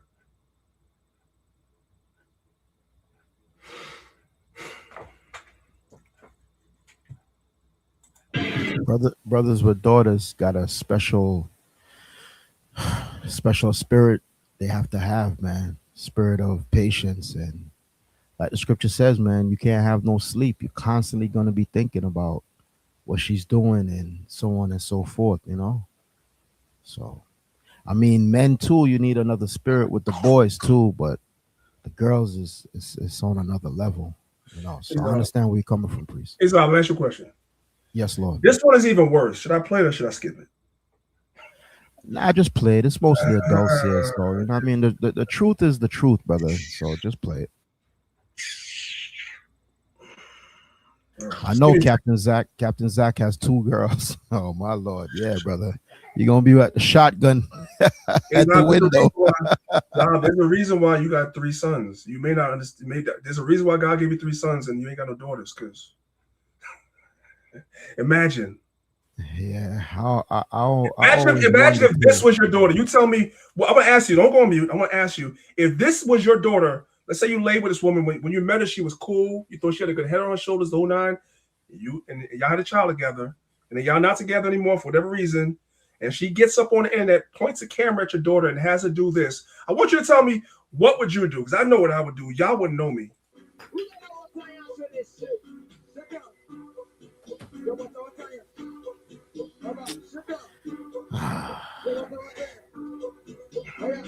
You tell me. You tell me. I mean, I got to choose my words carefully because on YouTube you can't advocate certain things. You know what I'm saying? But yeah, I'd have had strong words with the mother. I'd have had strong words with the mother and the daughter too, but more so the mother, because she's the one. She not even turn around and say, "Hey, little so and so, don't do that." If she was to correct her, that's one thing. But it's like she laughing and giggling. Nah, I'd have had problems with that. She's 16 years old and she's fast and she's dealing with boys, or she wants her pregnant, then it's not cute no more. The hell? That's why there's the old saying coming up. You know what I'm saying? I know the Caribbean say it. I'm not sure if Judah says it. You bend the tree while it's young. This is the time that it goes back to the scriptures. If you have a shameless daughter, you have to deal with her straightly. She's shameless, and she's shameless too. You got to be hard on them. Anyway, let's move on, because this irked my spirit when I saw it. So let me move on, because I'm getting upset just looking at it. Now, I told you guys earlier about the Grand Theft Auto thumbnail that I used, and I used it for a reason, because I don't want you sisters to think that it's just you that we're getting one, because we're gonna get on the men now too. Yeah, because a lot of fathers are worthless as well. Let's call it what it is, right? So, game Grand Theft Auto goes back to what we learned about last week when Ice Cube spoke about social engineering. They don't just use social engineering in TV shows and movies and music. They use it in video games as well. This is the game called Grand Theft Auto. Now, I'm not going to hold you. You know what I'm saying? I have played the game before. You know what I'm saying? I've played the game before many years ago. Even when I was in the truth, I played the game before. But, Israelite brothers, some Israelite brothers right now got their head hanging low because you have the game. Cool, but you're not really socially engineered or moved by stuff like this. But our people are, because they don't have the Most High. They don't have the knowledge of the truth, right? And we all heard about what's going on with this whole poo shiesty, whatever. Like, we understand. But I took a video from him because this is part of the social engineering, right? We're going to start at 2 minutes and 30 seconds. 2 minutes and 30 seconds, just so you guys can see what this game is about. If you never know, a lot of the sisters don't know because y'all hate video games, whatever. So just want you guys to see what Grand Theft Auto is all about. And by the way, the name of the game should tell you what it is. Grand Theft Auto. That's stealing cars. You steal cars to commit crime. That's what the whole game is about. You steal cars and commit crime. That's what the whole game is about. I'm about to gas station. You gotta get on feet on land. Everybody can't drive like you, bro.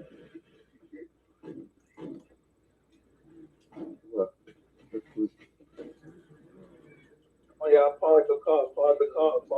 Feet on land. 6 reality 6.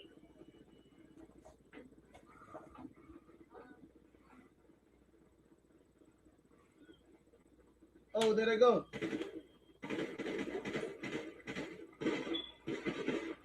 If you want to know why, what we always think, how is it that people be in our community shooting in broad daylight think it's cool? Because it's in the video games. It's social engineering. It's in popular culture. You shoot people in the middle of broad daylight, whatever. Like, that's what you do in video games. And it's fun. It's fun, guys.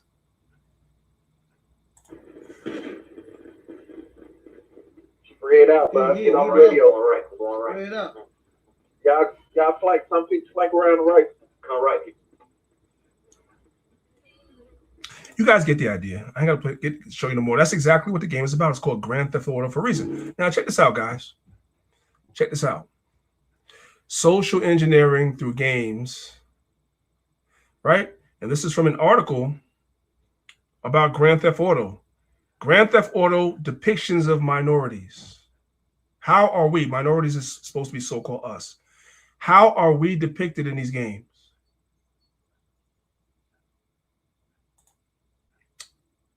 Look at this. Somebody come look at this. Look at this. Somebody come and look at this. Look at this. Kevin Hart wants somebody to come look at this. So let's go ahead and look at this, right? Look. This is from an article on TMZ. It says, Florida candidate for governor. This guy's running for governor. He plays Grand Theft Auto. He says Grand Theft Awkward. And says black characters in Grand Theft Auto are more authentic. Translation, he likes playing as black people in the game because it's more authentic to committing crimes. It says Grand Theft Auto has a big fan in Florida gubernatorial candidate James Fishback, but he's real particular about the video game, saying he likes being black while committing crimes in the game. Wow. You guys see that? This is Esau being honest. And I have the arrow here pointing so you guys can realize this was a couple of days ago. That's March 30th, 2026. He said this. The most popular characters in Grand Theft Auto are the black ones. They enjoy playing, role-playing with us as black people committing crimes in the game. That's the fun. And when we buy the game, we play black people as well.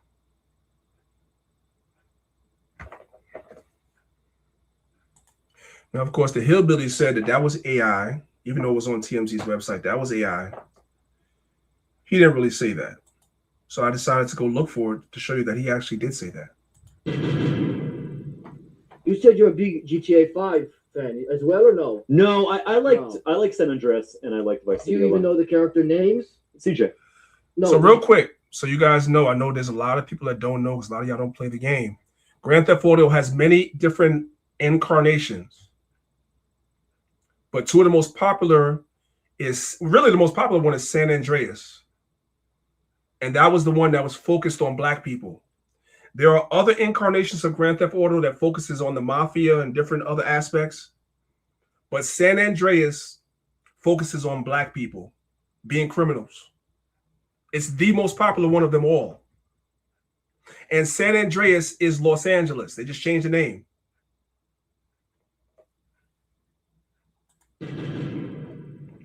You said you're a big GTA 5 fan as well, or no? No, I like San Andreas and I like Vice City. Do you even know the character names? CJ. No, in GTA 5. I didn't play CJ 5. CJ 5? GTA 5. So you don't even know it's like, what is it, the second, third best-selling game of all time? You don't even know the names of the characters of the sequel game coming out, but you're inviting them to play your house? You don't understand. Or you do understand how that could come off as a little bit grifty. It could come off a little grifty, but I'm a GTA San Andreas guy, Vice City guy. Okay. I preferred playing the black characters. It felt more authentic.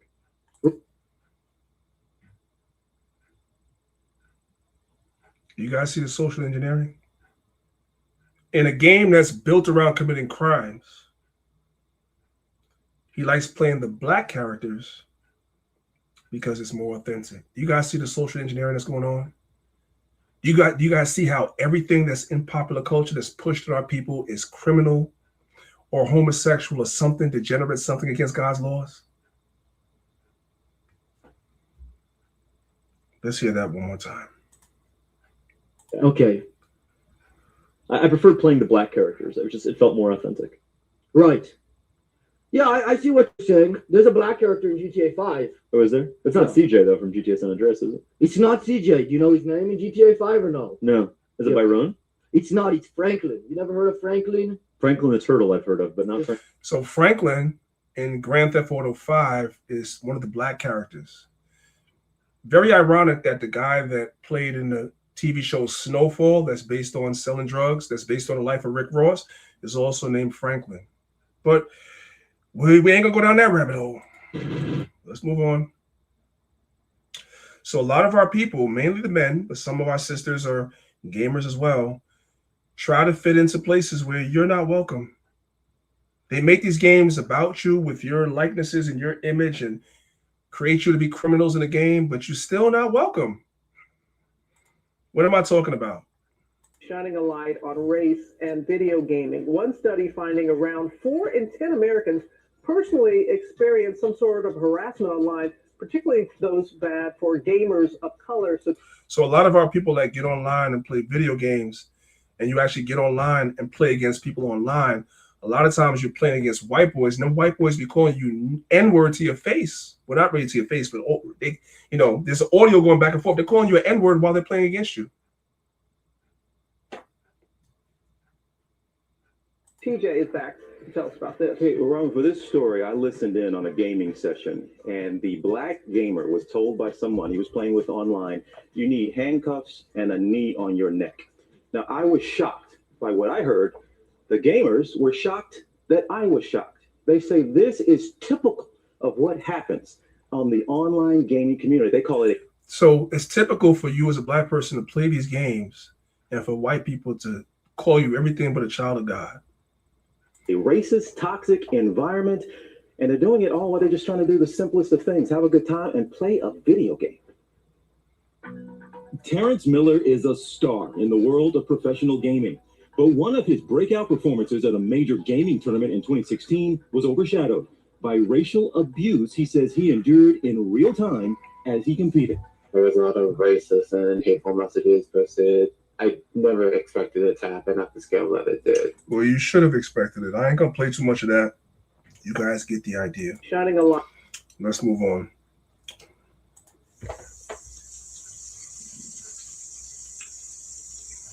Listen to the plot of the game.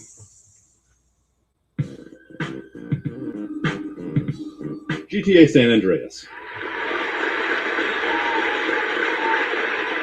Yeah, sounds about right. One of the most landmark titles in the history of video games, and was for many years my favorite game of all time. These days, not so sure, because I genuinely can't even decide what my favorite game is these days. I didn't play it for quite a while as my interests shifted in my teenage years. However, I still said it was my favorite game. Then the time came for me to replay it back in 2017, and I noticed quite a few crow's feet. Don't get me wrong, it's still a fantastic game.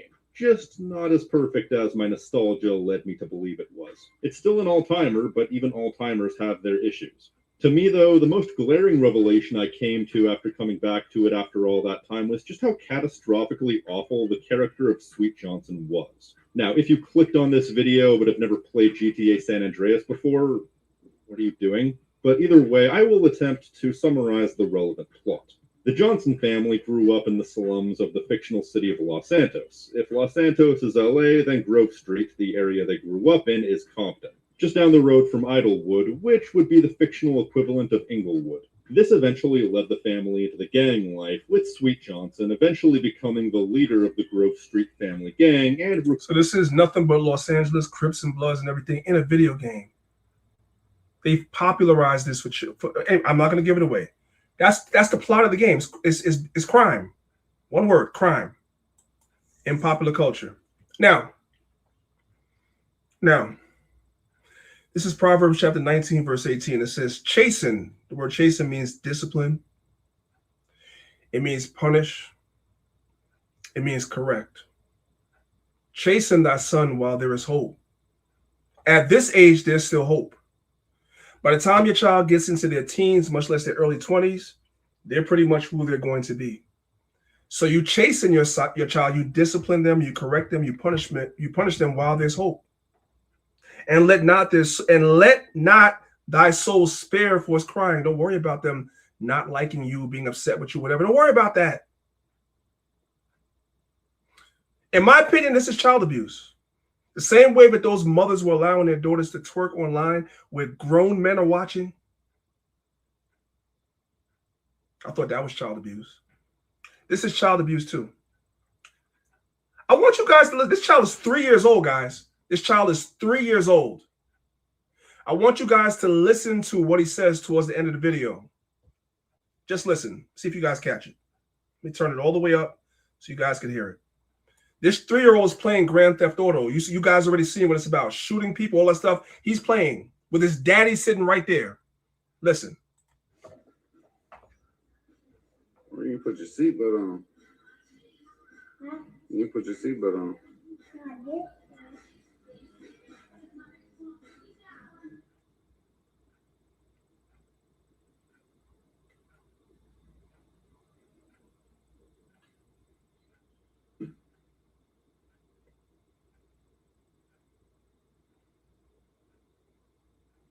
Hey, you kicked my butt.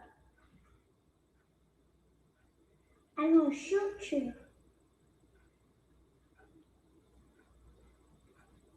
You killed my brother. Did you guys hear that? He said, "You killed my brother. I'm going to shoot you." This is a 3-year-old. And then when he becomes 13, 14, 15, and doing this in real life, because this is what was marketed to him as a child, and we all thought it was cute and funny, let him play the games, because you shirk your responsibility as a father. You're not outside throwing a football with your child or something like that. You're over here playing Grand Theft Auto with him. You're going to be like, what happened? I don't know how this happened.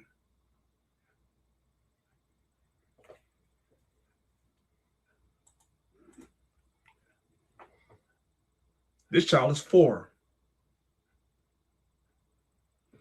Proverbs 22, verse 15, it says, "Foolishness is bound in the heart of a child, but the rod of correction shall drive him far from it." You got to be willing as a man, a father, to correct your children. But these fathers are not interested in that. They want to be friends, and they think that this stuff is cute. Keep that in. There you go, Bill. Keep the hell out of there.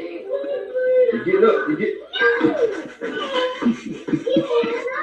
There we go. There we go. You got one. Now get the money. Get the money. Get the gun. Get the gun. Get the gun. You got the gun? All right. Now switch to your gun. Switch to your gun. There we go. The gun. The gun. There we go. Now hit the corner. Let's go. Don't shoot. They gonna get you, but you're gonna lay a couple of them out in the process. Come on, hit in that corner. Oh man, they go right through it. Behind you. Come on, B. They finna run down, bro. What, in a helicopter? Where he at? Get back into the thing. Yeah, BJ. Oh, you smoked some. Cuz you wasting all the bullets. Get in the car, get in the car, get in the car. Yeah, right there, police. There we go. Cuz, you just stole a moped, cuz. Oh. That's crazy. Now he thinks that it's okay. You could run from cops. You could steal stuff, and you know what I mean. Just it's a gateway into that lifestyle. It's a gateway into that lifestyle, guys. It's a gateway between the movies, television, the music, the games, social media. It's a gateway to that lifestyle. And behind the curtain, the small hats, all this stuff, all of it.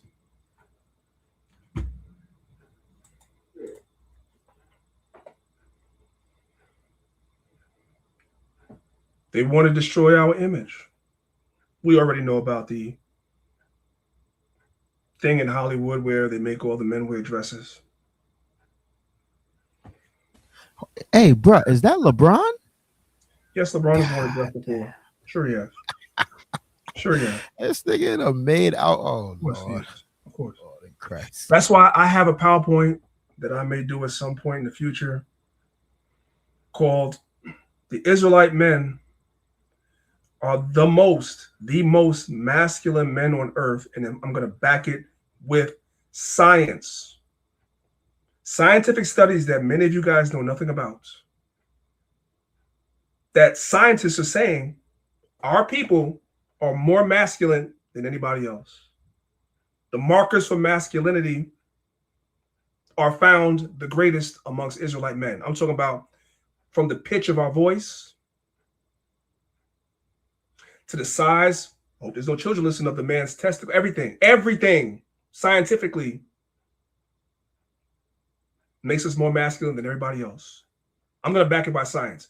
When will I give that presentation? I don't know, because like I say, Israelites don't know how to act. So I can't teach stuff like this. I got to talk about basic stuff, getting leaven out of our spirit. I got to talk about that stuff. Can't teach all this. Anyway, this is 1 Corinthians chapter 6, verses 9 through 11. It says, "Know ye not that the unrighteous shall not inherit the kingdom of God? Be not deceived. Neither fornicators, nor idolaters, nor adulterers, nor effeminates, nor abusers of themselves with mankind, nor thieves, nor covetous, nor drunkards, nor revilers, nor extortioners shall inherit the kingdom of heaven." So if you are effeminate, you can't get the kingdom. So they want that error to be in us. So they pushed it to us through our music, and they forced many of our celebrities, your heroes, people you look up to wear dresses. Everything to effeminize the image specifically of the black man because the black man is the most masculine man on earth, and that's backed by science. Anyway, let's hear this real quick. So the Awakened brand, and you couldn't pay him $1 trillion to get him dressed. I mean, I'm a conspiracy theorist to a degree. Like when I connect dots that maybe shouldn't be connected, I don't know. But certain dots, like when I see that they put every black man in movies in a dress at some point in their career, I'll be connecting them dots like, wow, this brother wear a dress. What we gonna do right here is go back. Way back into time. Richard Pryor. And I guess this is a photograph from the first show. Yeah. Explain what we're looking at there. And that's the thing I wanted to do, but the NBC censors cut it out. Yeah. And I was standing there. I say, as you can see, and you only see me from the waist, just this part. Right. As you can see, I've given up absolutely nothing to be on television. And they pull back, and you can see I have no and jokes. there you are. Yeah. Richard Pryor dressed up as a woman in the 1986 film JoJo Dancer, Your Life is Calling.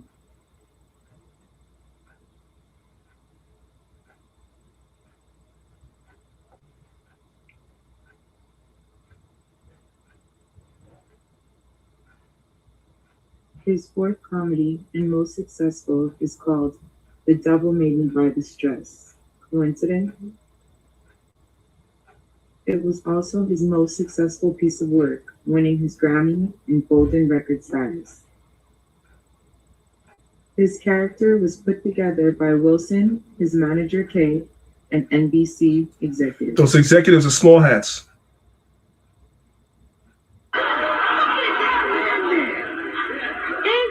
You look better than you do on television.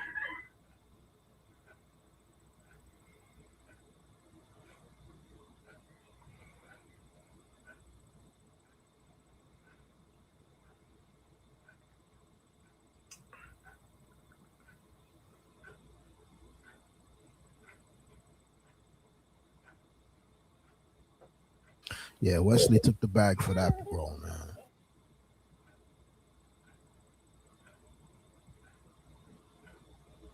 Wesley played a drag queen in Too Long Flu, Thanks for Everything. The production company, NBC. Big old Ving Rhames, big muscle-bound black man. He played a drag queen in the movie Holiday Heart. There's no escaping this. Whether it's through music, through Hollywood, it's all the same. It's a pattern. What's the difference between a title? All right, move on to the next one. Move on to the next one. I mean, I'm a conspiracy theorist to a degree. Like when I connect dots that maybe shouldn't be connected, I don't know. But certain dots, like when I see that they put every black man in the movies in a dress. Come on. What is wrong? I should have never worn these shoes. This don't match my purse. At some point in their career, I'll be connecting them down like, wow, these brothers have weird dress. Let's get out this ladies' clothing, get into our tights. Oh, we gotta do something. We gotta get horses, gotta ride something. All right. Right now, we need to have a plan. You have to show me a whole lot of corn. I want the world to go.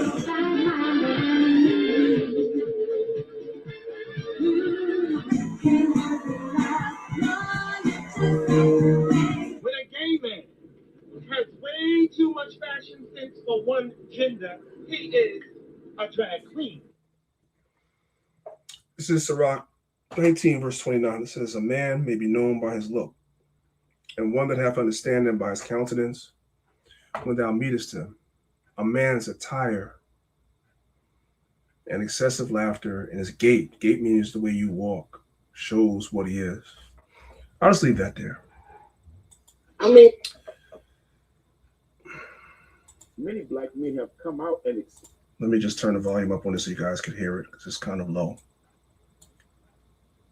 many black men have come out and exposed it, that they were pressured into doing it and they rejected doing it. Denzel Washington, Cat Williams in particular, these men have come These men have come forward and said, wait a minute, that we were actually, listen, we said no.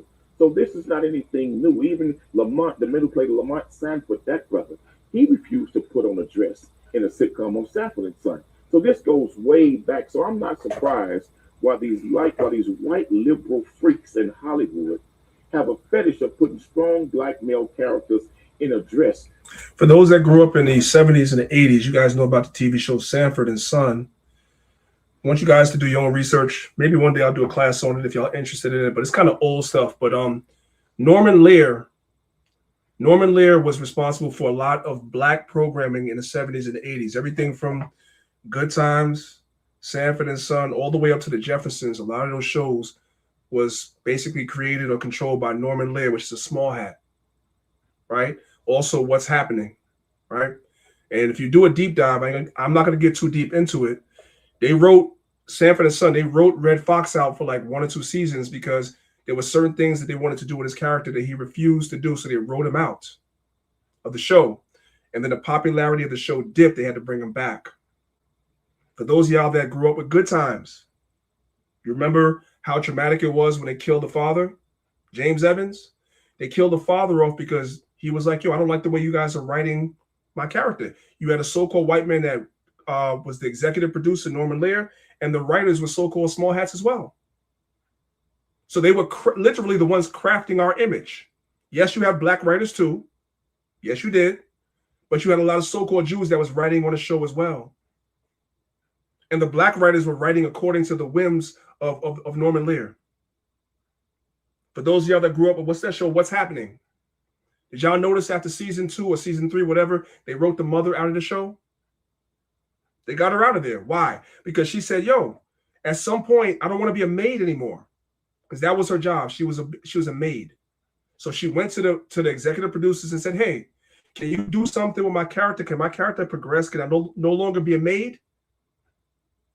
They said no. And so she was written out the show. So you have 2 strata of our people. You have the ones that say no.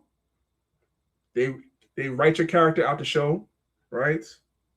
In Hollywood, if you're a comedian or actor, you become a B-list or a C-list or a D-list actor. You don't get any more major roles.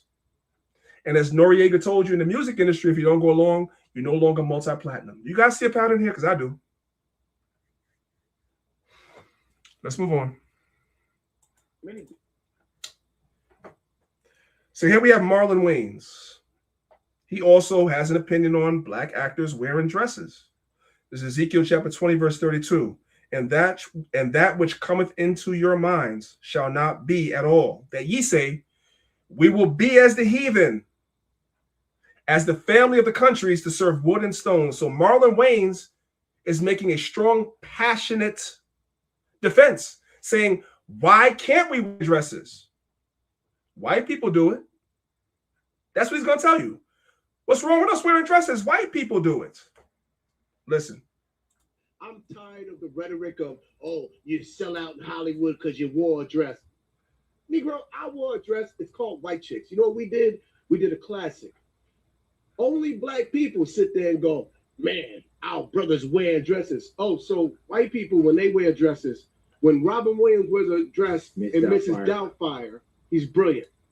When Tom Hanks wears a dress in Bosom Buddies, oh, he's brilliant, right? Mm-hmm. When Dustin Hoffman wears a dress in Tootsie, he wins an Oscar.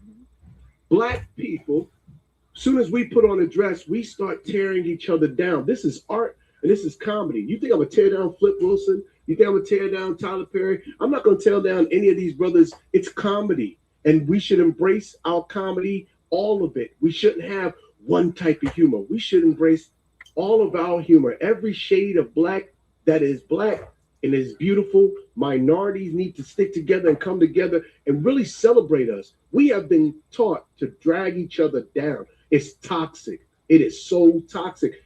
I'm just not going to be a part of that. I'm going to celebrate. Now, that's off as hell because that's him saying he wants to do it because white people can do it. Why can't we do it? We want to be like the other nations. But then I came across this video and I understood exactly why he thinks the way he thinks. Now it all makes sense. Now it all makes sense. Turn the volume all the way up. And then hold up. Let's go all the way up. We finish it off with a little Molly. Y'all just doing a concoction. It was a nice Saturday evening. Okay. We were watching the interview, the last interview you did with them, and I was rolling my ass off for like 2 hours straight. Okay. You work here now? Yeah. Why ain't you got no questions? You still high. Yeah. He's like permanently high all the time. Yes. I just am vocal about people hate. I hate haters, man. Stop hating on people's lives. Like, let people be people. If God's gonna judge them, let God judge them. You're not God, so you thinking you God makes you, just as much of a sinner as anybody else. I don't judge people. What do you care? What do you care what people do in their bed? As long as you ain't do you, just don't do me. Mm-hmm. And I think it's important to support. I have a lot of gay friends in the community. I have a trans child. There it is. I just think I'm about love. You guys catch that? His child is a Autobot Decepticon. That's why he's saying what he's saying. In their bed, as long as you ain't do you, just don't do me. Mm-hmm. And I think it's important to support. I have a lot of gay friends in the community. I have a trans child. Like I just think I'm about love and about. I don't want black people being judged. I don't want Hispanic people being judged. Mm-hmm. I think we should live in this world that is just love. Why are we looking for hate? And so I support and support love all the way around. If people have got any kind of hate, then especially when it comes to my child, you have to come through me. So that's it. You know what I mean? 100%. You know what I mean? Yeah, no, for sure. You know what I mean? Love. Because I was there. It is. There it is. That's why he said what he said. And then we.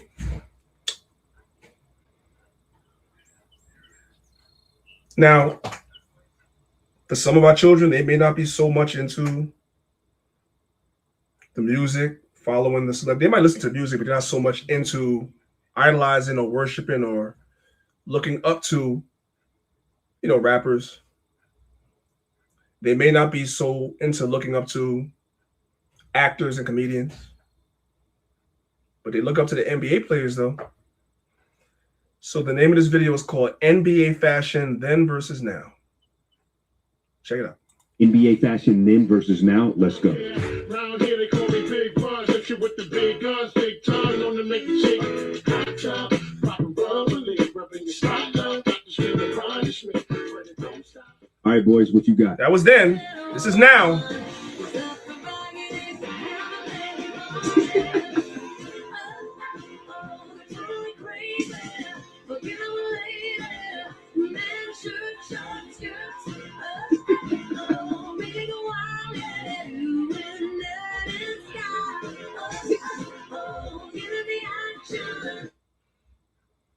So you guys see how they catch us at every turn? Every turn. Now, I wanted to look at this article real quick. It's not a very long article. Just want you guys to see it. This is the article right here. It's called NBA Tunnel Continues to Set Standard for Intersection of Sports and Fashion. For those that don't know, this is Jason Tatum. I think he's like 6'9" tall. And well, you guys see the outfit. I ain't gotta say much, right? Now I'm not gonna read the whole article. I'm just gonna come to this part right here that I have highlighted. So tunnel fashion is actually spurned into lucrative, not just partnerships, but brands of their own. Translation, you have a lot of these designers that will give these basketball players free outfits and also pay them large amounts of money to wear these outfits in the tunnel when they're first. Because what there is, if you guys follow basketball, there are cameras that usually capture the basketball players arriving at the arena before the game. So they come in from the limousine, whatever, and enter into the arena, and they're going to walk to the locker room and change into their basketball uniform. So they put cameras now at the entrance to catch the basketball players walking into the arena. And so that's become a intersection of fashion. So now people are paying attention to what the basketball player is playing when he arrives at the game. It's happening in the NBA and the WNBA as well. So you have a lot of these designers that will pay basketball players to wear their design as they enter into the game with all the cameras rolling. And for the right price, as you guys can see, a lot of these dudes are wearing effeminate clothing, blurring the line between clothing for the genders. It says it's actually spurned into lucrative, not just partnerships, but brands of their own. HT noted fashion brands have capitalized on the opportunities presented by the NBA tunnel and players' star power by using the tunnel, and that's very, very ironic wording, the tunnel, as a way to launch partnerships or products. The NBA tunnel's broad reach has also attracted non-basketball fans who are interested in following players' looks. So a lot of people that actually look at the tunnel don't even like basketball. They just want to see what the players are wearing. And this has led to a narrative, I'm not sure if you guys know this, among alt-right, ultra-conservative, racist white people are looking at the NBA tunnel. They're looking at black men wearing dresses in movies. They're looking at things like Diddy and other things, and there's a narrative being spun amongst them that black men are inclined naturally to be homosexual. And they're basing this on the images that's coming from our popular persuasions, our popular entertainment, which is crafted specifically by the small hats and the LGBTQ, etc. community as well. It's not even true, but that's the image that's being promoted. Let's come back to the PowerPoint. We're almost done. NBA. This is 1 John chapter 2, verses 14 through 16. It says, I have written unto you, fathers, because ye have known him that is from the beginning. I have written unto you, young men, because ye are strong, and the word of God abideth in you, and ye have overcome the wicked one. So there's, all praise to the Most High, a remnant of older brothers and younger brothers that have overcome the wicked one, meaning we're not seduced by the lusts of this world to sell our souls. Also keep in mind, because this kind of correlates to it. Remember the story in the Maccabees, where you had that elder brother that had a great reputation and name amongst Israel, and the Greeks were trying to convince him to eat unclean meat because if he did it, everybody else would do it because he was recognized and respected, and he refused. And they told him that they'd give him a piece of clean meat, and all he had to do was make it seem like he was eating something unclean. That's all they wanted. They just wanted the perception. That story goes with this as well. It just came to my mind, right? People with names and status are very influential, but there's always a remnant of our people that have overcome the wicked one. We're not seduced by these things. Even if we see popular people, you might like certain basketball players. You might like certain rappers. You might like certain actors, and that's okay. You like their work, but you're not interested in their lifestyle. That's the idea. Verse 15, love not the world, neither the things that are in the world. If any man love the world, the love of the Father is not in him. Like in the image that we have.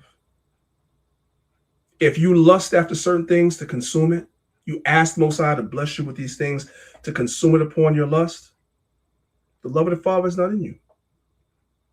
Verse 16, for all that is in the world, the lust of the flesh, and that's what the image represents, and the lust of the eyes, and the pride of life is not of the Father, but of the world.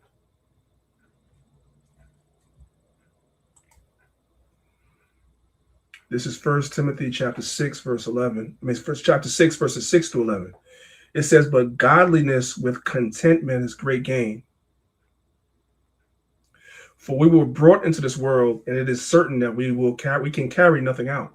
That's self-explanatory. And having food and raiment, let us be therewith content. Now I wrote here because somebody gets simple. Being content does not mean you can't aim higher. Being content does not mean you can't strive for more. It means if you don't get everything that you desire, that's okay too. Because maybe the thing the Most High is withholding from you is the thing that would cause you to go off. So the Most High doesn't give it to you. That's what contentment means. You're content with what God allows you to access. You can aim as high as you want. You can strive to obtain as much as you want.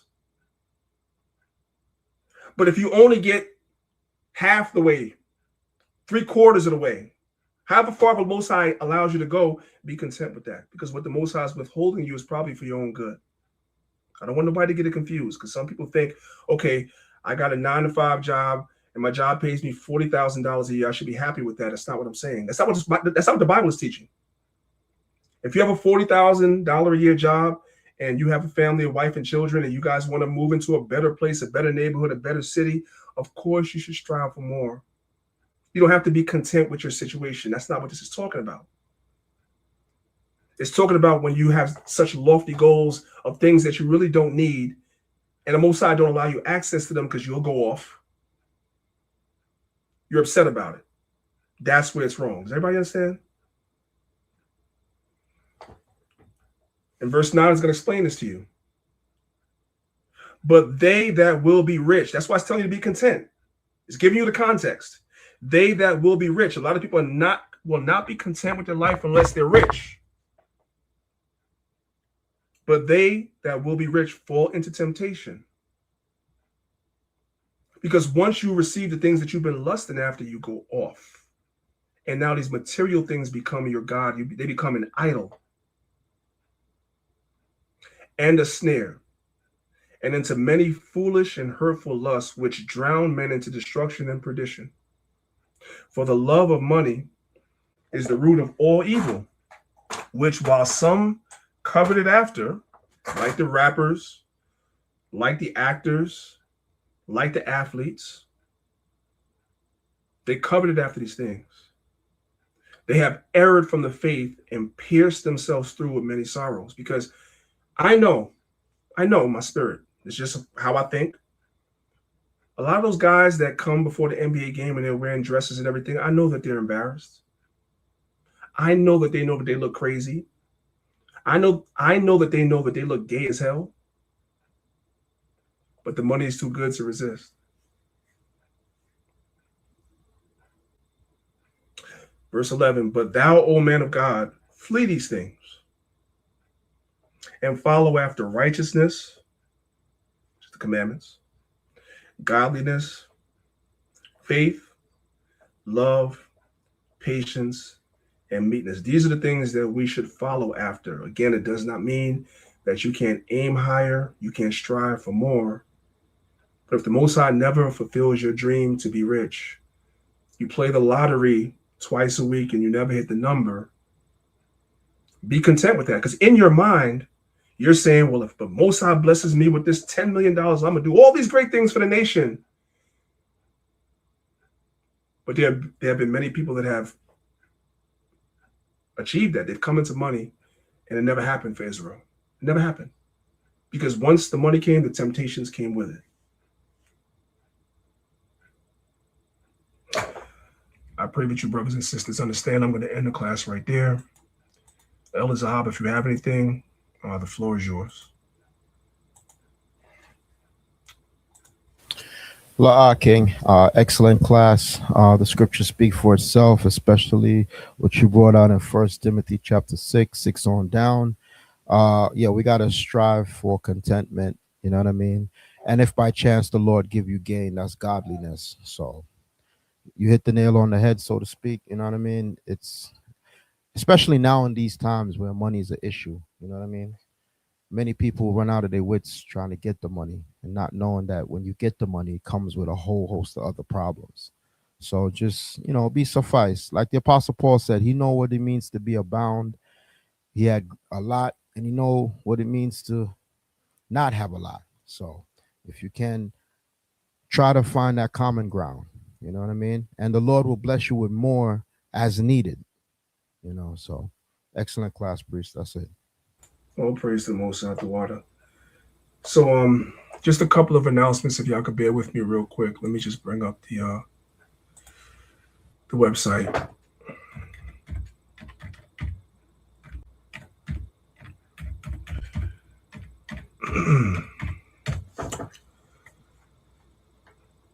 All right, let me go ahead and share my screen one more time.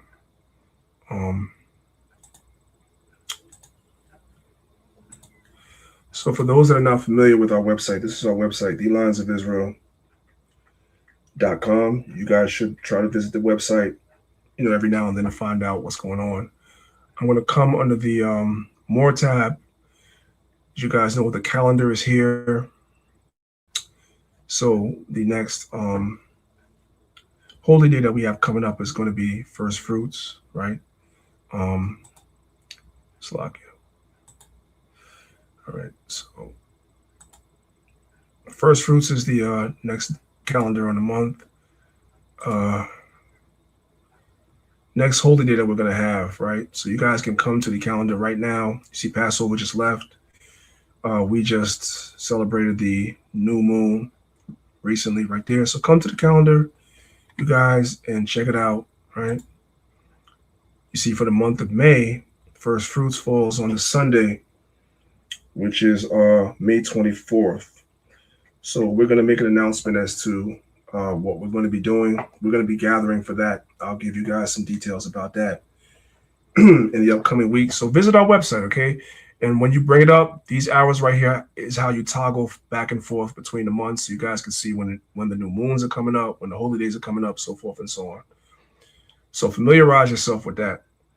There's a tab there that speaks about donations. We appreciate everybody that has been donating to the camp and the website. Please continue to do it. It helps us. We appreciate all you guys. But I really came here, going back to the homepage. When you come on the website, on the homepage, and you scroll down, right? This is I know I've been seeing a couple of emails in the website for the Academy of people that wanted to do it, but they came in kind of late, and they may want to do it in the future.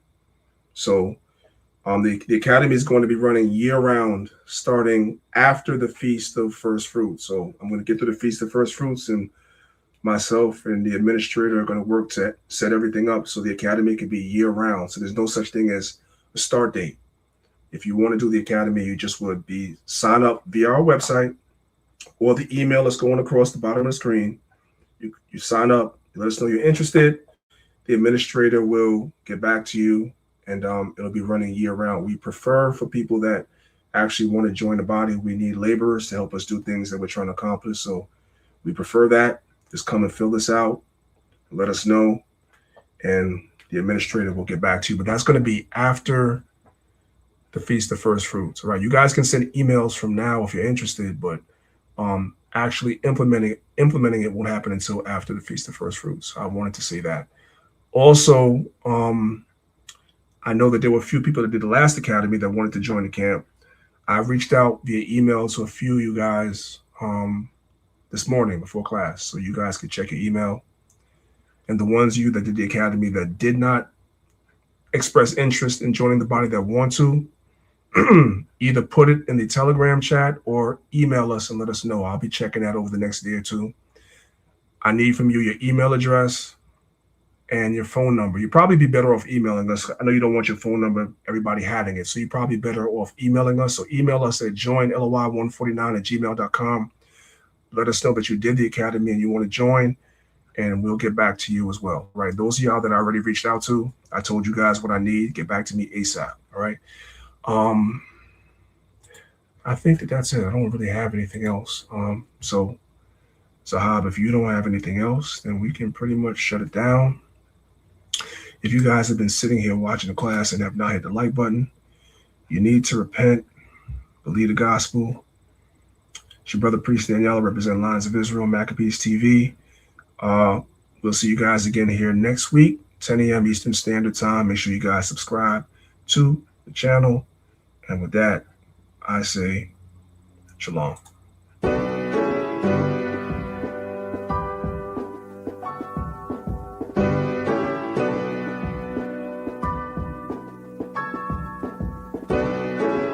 We send them prayers up.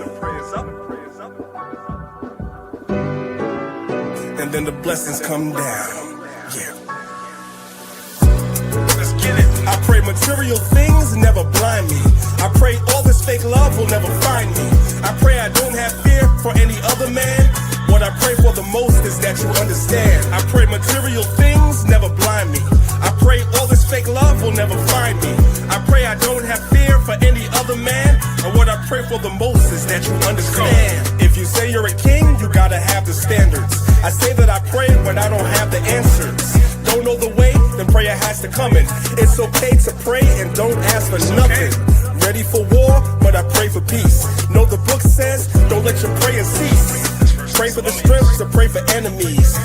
Pray to forget these childhood memories. Put on these size 11s, it's the wrong shoes any day. Cowboys team, man, you're gonna lose anyway. Don't come for me, sorry, I don't got a team. Can't be MLK if I never said I got a dream. I pray to Yahweh that he bless you. I pray that you pass, cause life will test you. I pray on the days that things are stressful. Remember, Israel to God is something special. I pray material things never blind me. I pray all this fake love will never find me. I pray I don't have fear for any other man. What I pray for the most is that you understand. I pray material things never blind me. I pray all this fake love will never find me. I pray I don't have fear for any other man. And what I pray for the most is that you understand. Yahweh Shah came so he could feed his people. Solomon prayed that he could lead his people. Wise as he was, he didn't see the evil. I pray for the day Yahweh frees the people. Babylon the Great breaking all walls down. Kanye's song, When It All Falls Down. I pray every day, that's a part of me, that we all celebrate like classic R&B. Cool in this gang, there's so many speakers. I pray that you learn, we have so many teachers. I pray for the kingdom, cause it needs to come. I pray for Isaiah 14:1. Always be thankful, what my lady said. Don't ask for much, just my daily bread. I pray on the days that things are stressful. Remember, Israel to God is something special. I pray material things never blind me. I pray all this fake love will never find me. I pray I don't have fear for any other man. What I pray for the most is that you understand. I pray material things never blind me. I pray all this fake love will never find me. I pray I don't have fear for any other man. And what I pray for the most is that you understand. We send the prayers up, and then the blessings come down. Prayer is your weapon, y'all. Make sure you pray every single day. Don't just ask for things, but pray to the Most High to deliver us.